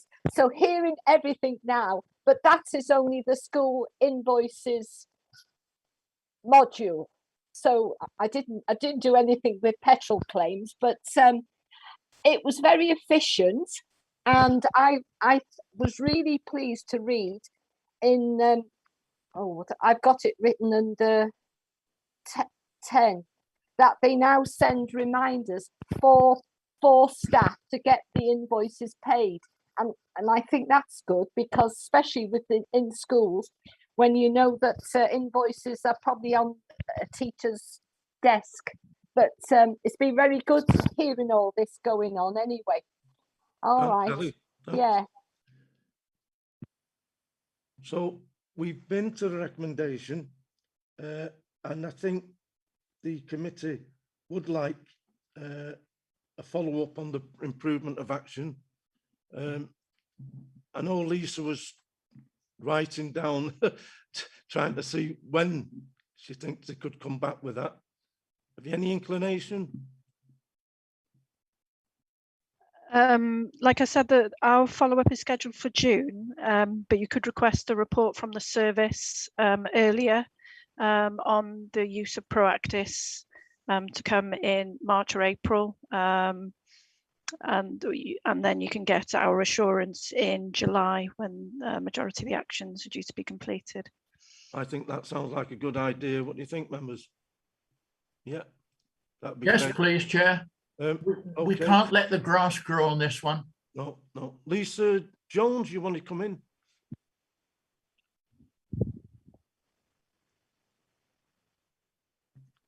Lisa, are you there? Sorry, Chair. I was on mute. Yeah, happy to bring an update report in March or April, whenever that date falls for the committee. A short update report on where we're up to, and it will help keep the momentum going, and actually provide us with a lever as well when we're visiting departmental teams that corporate governance will be requiring an update at that time. Where are you up to with regards to ensuring your staff are utilising the system? Yeah, no problem. Thank you. Thank you, Lisa. Okay, members. Moving on then to agenda item number 10, which is the internal audit follow-up of contract management. Is this Lisa Lovegrove? too many leases here, you know. Yeah, thank you. Yeah, this is touches on similar themes to what we've already discussed, but this is a follow-up of the contract management audit that was first presented to committee in January 2020. It was given a low assurance. Then in July 2020, Corporate Governance and Audit Committee recognised that the action plan contained some actions which were no longer feasible because they were reliant on the corporate support service review to deliver, and that had been halted due to COVID-19. So there was a revised action plan, and that was presented to this committee in January 2021. And so more of a robust action plan. A lot of the actions remain the same, but they reassigned the actions to officers within services to deliver rather than the corporate support services review. So the first follow-up was presented in July 2021, given a low assurance. And just to sort of note that the low assurance is based on the progress in implementing the action plan. We don't retest the whole contract management aspect, which is just focusing on how much of the actions have been implemented. So this is our second follow-up, and as per the revised action plan, Maeve, who's on the line, did the follow-up. So I'll hand over to her to give a quick summary of what she found. Okay, thank you. So this is the second follow-up, following the first follow-up in July. And although this remains a low assurance opinion, there has been significant progress made in a number of key areas. I think first and foremost is the approval of dedicated contract management resource. That was sort of a key thing, and I think Lisa touched on earlier the sort of allocation of responsibility for contract management. So this is certainly progress in the approval of that dedicated resource. The contract management forum has been established also, and that's got service-wide representation. So a member of each service will attend the contract management forum. It's held its first meeting earlier this month. The contract management framework has been approved by SLT, but not yet rolled out to services. So the forum has also set up its forward work programme to identify and assess additional training needs, because those will vary across services, as you would expect. So procurement and contract management training for sort of adult and children's services will differ from property, as you would expect. So whilst there has been notable progress made in a number of key areas, the assurance opinion remains low, primarily because there remains a number of outstanding actions from the original action plan. And these really are linked to the implementation and embedding of the contract management framework, which we talked about at the initial follow-up in July. And these are really about embedding and implementing the key tenets of the contract management framework. It's probably worth stressing at this stage that in the first follow-up, we had some revised action dates, which were potentially quite challenging and ambitious, not least because the procurement team was and continues to experience capacity pressures, and those have increased or been exacerbated since the first follow-up. And I think what the contract management forum intends to do is to rigorously test the framework that's been approved before it's rolled out to services, to make sure that it's fit for purpose, it does what it's supposed to do, and test that, particularly around contract risk evaluation and the scoring, which then has a knock-on impact on the tasks that are set up on Proactis. So as I say, there's still a number of actions outstanding, which is why this remains a low assurance. And some of those actions also relate to the training on the contract management forum and best practice. And that realistically is going to be an ongoing and iterative process. But I think the first and most important step is to roll out the contract management framework to services, and that will be a big first step in being able to consider providing greater assurance. So the momentum has already begun on the framework and the contract risk evaluation, but really training on the application of the framework needs to begin over the next coming weeks and months. So there, as we mentioned when we were discussing the previous audit report, there are a lot of synergies between the actions in the contract management follow-up and the previous audit. So there are actions in train, but I think there's some merit in not sort of pushing those through without being rigorously tested in terms of the contract management framework. So I shall pause there and take any questions. Thank you, Mayor. Anyone may have. Is there any questions, members? No? No? Okay, well, we'll move on to the recommendation. And the recommendations are that the committee reviews progress with addressing the audit actions and decides whether it requires any further update reports on progress with the improvement action plan. Members? I'm in your hands. Can I suggest, Chair, you'll definitely need a follow-up report on this because it's low assurance, as well as just the issue would be the timing, and I would be looking to Lisa for that, but looking at the dates for some of the actions and the fact that there are recruitments ongoing in respect to that. So just in the procurement team, we've recruited a systems officer who we hope will be in place by January. We are still without a procurement manager. We've had 4 recruitments that have failed to get us over the line with that. And I know that in Steve's service, there's a contract management officer, a post that's currently out for advert, closes at the end of this month.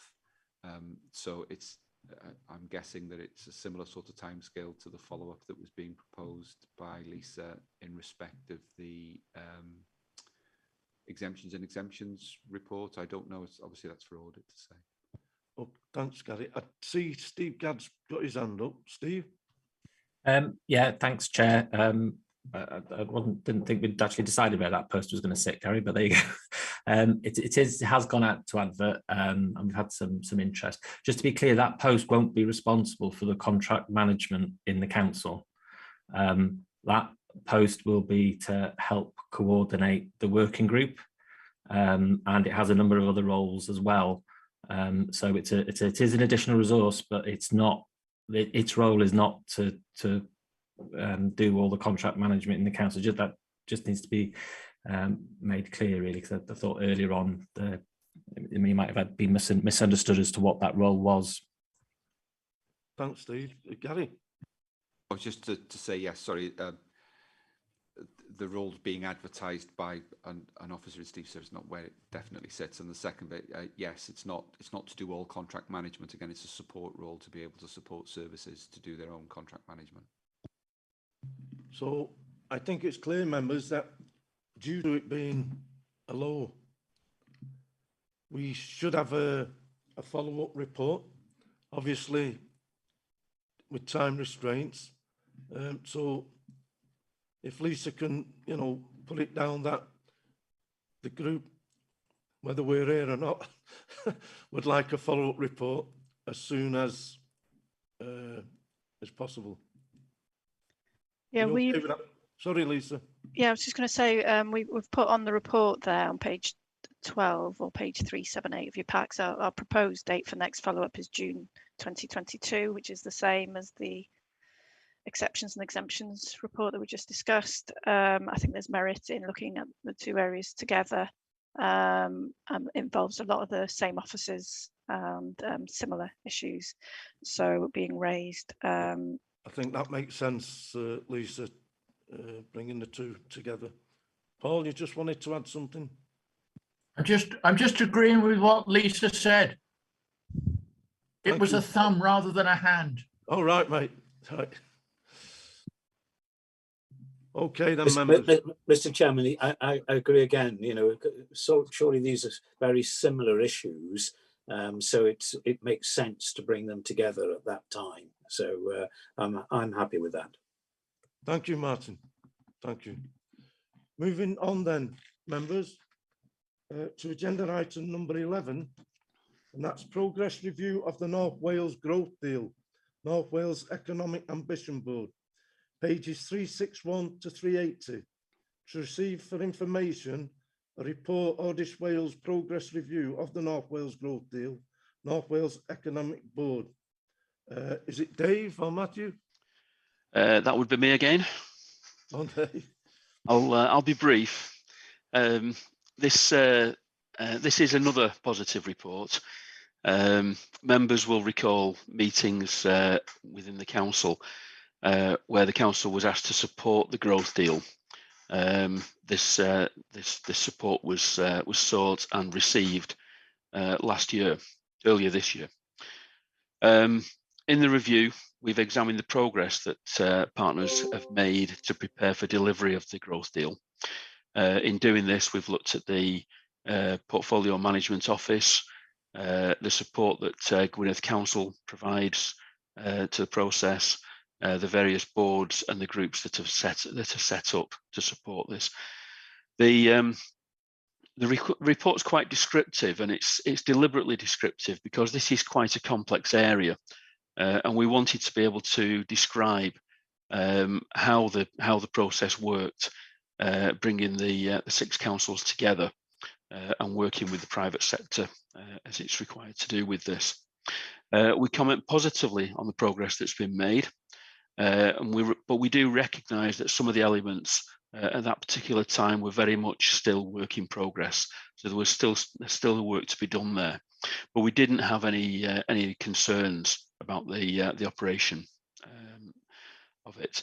The Portfolio Management Office has put together quite a detailed management response, and this is attached in your papers, so you can see how the recommendations that we made, our proposals for improvement at the time were made, and you can see how the Portfolio Management Office and partners are responding to the report. So I didn't propose to say much more. It is for information, but I am quite happy to answer any questions if there are any. Thank you, Dave. I'm pleased that you're happy with this, because I had reservations first of all, probably a year ago. So I'm pleased that things are coming together with this board. Any questions, members? Are you happy to receive the report? Yeah. Okay. Thank you. The recommendation there is that the corporate governance notes the report and the management responses. Moving on then to agenda item number 12, which is Audit Wales work plan and timetable, page 381 to 394, to receive a report on Audit Wales work plan and timetable. Is that you again, Dave? Well, I think Matt's going to start off because the first section is financial audit, and then I'll pick up on the rest of the report. If that's okay. Thanks, Dave, and thanks, Chair.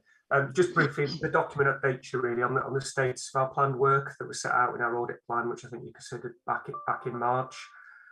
Just a couple of items to update you on in terms of the financial audit work on page 401. Obviously, the first item there we've considered today, so you're aware of the position with that. Steve talked about earlier about the impact on his team in terms of the ongoing work and still auditing in the autumn. And that is going to impact on the second item in the schedule there on page 401, which is around our other key area of work around the certification of the council's grants, claims and returns. We're confident most of the deadlines will be met. The only one just to flag with you is the non-domestic rates return that we certify on behalf of Welsh Government. You can see the deadline for that was the 19th of November. Unfortunately, we're not going to meet that. You're not alone. I don't think any council in Wales is likely to meet that deadline or has met that deadline, but we're prioritising that over the others, and Welsh Government are aware of the position. I don't think there are any implications for the authority in delaying that. And we'll report back the outcome of that work to a meeting in the spring of 22. I'll pass back to Dave to cover the performance element, Chair, but happy to take any questions at the end. Thank you. Okay, fine, thank you. Okay, so within the report, we comment on the performance audit work for 2020-21, and also the performance audit work for 21-22. I think it's positive to note that we are on track to complete our external audit work in Denbighshire by the end of March. We may stray after that with some of the reports, but the work is all in place and it's all taking place. The summary includes the local government national studies work that's been undertaken, the value for money studies. It includes commentaries from Estin and the Care Inspectorate Wales, so you can see what some of the other inspectorates are doing. We've got a section there on the Audit Wales national reports and other outputs that are provided. And then there's some information there about forthcoming good practice exchange events and publications. So this is the second one of these reports that we've provided.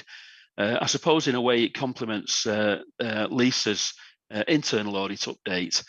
So this is so that the audit committee can see the progress that we're making in delivering the external audit. So I'm happy to take any questions, although I do have to caveat that slightly by saying it is a report that covers all our work. So I'll answer what I can, but if there are any questions that I'm not able to answer or Matt's not able to answer, then we'll get the answer for you. Thank you, Dave. Thank you, Matt. Members, have you any questions? It's self-explanatory, the report. There's a lot of work in there, I know that. No questions, members? Okay, moving on to recommendation that the committee confirms that it has read, understood and taken account of the work plan and timetable and has the opportunity to ask for any points of clarification. I think it's self-explanatory. As I say, there is a lot of work going forward. Thank you, Dave. Thank you, Matthew. Moving on to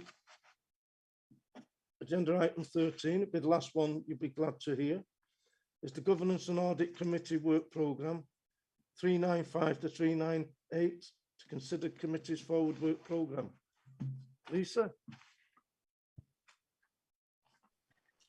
Yeah, there's a few to add. I think there was a Audit Wales review of cyber resilience, and committee previously requested an update from ICT on progress in addressing those recommendations, whether that needs to be scheduled in for January or March if there's capacity, and then March 2022, normally we bring the internal audit strategy for the year 22-23, that will be.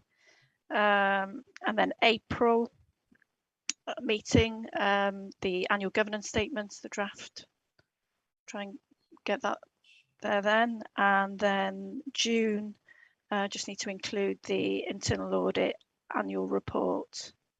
There's a standard items that come at those time of year. January's looking rather meaty, isn't it? I'm wondering if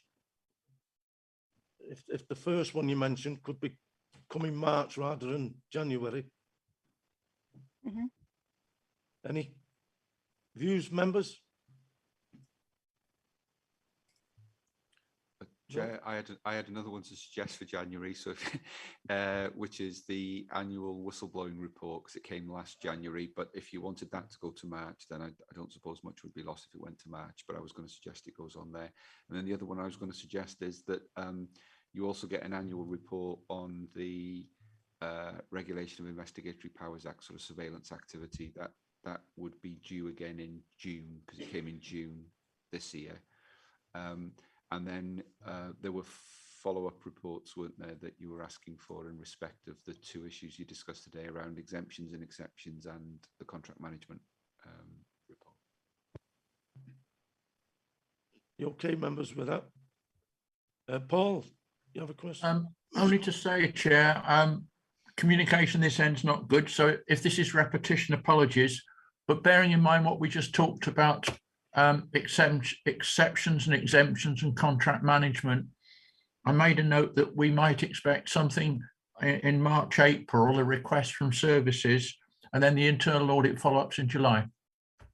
Sorry, yeah, Paul's correct. The follow-ups in, I think it was June or July. I can't remember what Lisa said, but also Lisa Legal said that she'd be happy for us to bring a report on progress with uptake on Proactis in March or April.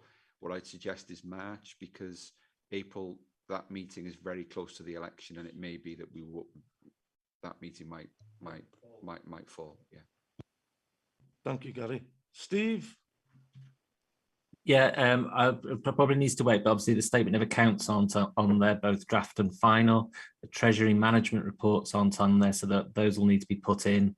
And I just wondered whether you wanted a report on the budget. I came last April with the budget process, so whether you'd want, I suppose, an update of how that process went in its first year and how it's going to go on in future years. Like, we usually come for information on the process at least once a year to the Governance and Audit Committee, so that would need to be factored in somewhere as well.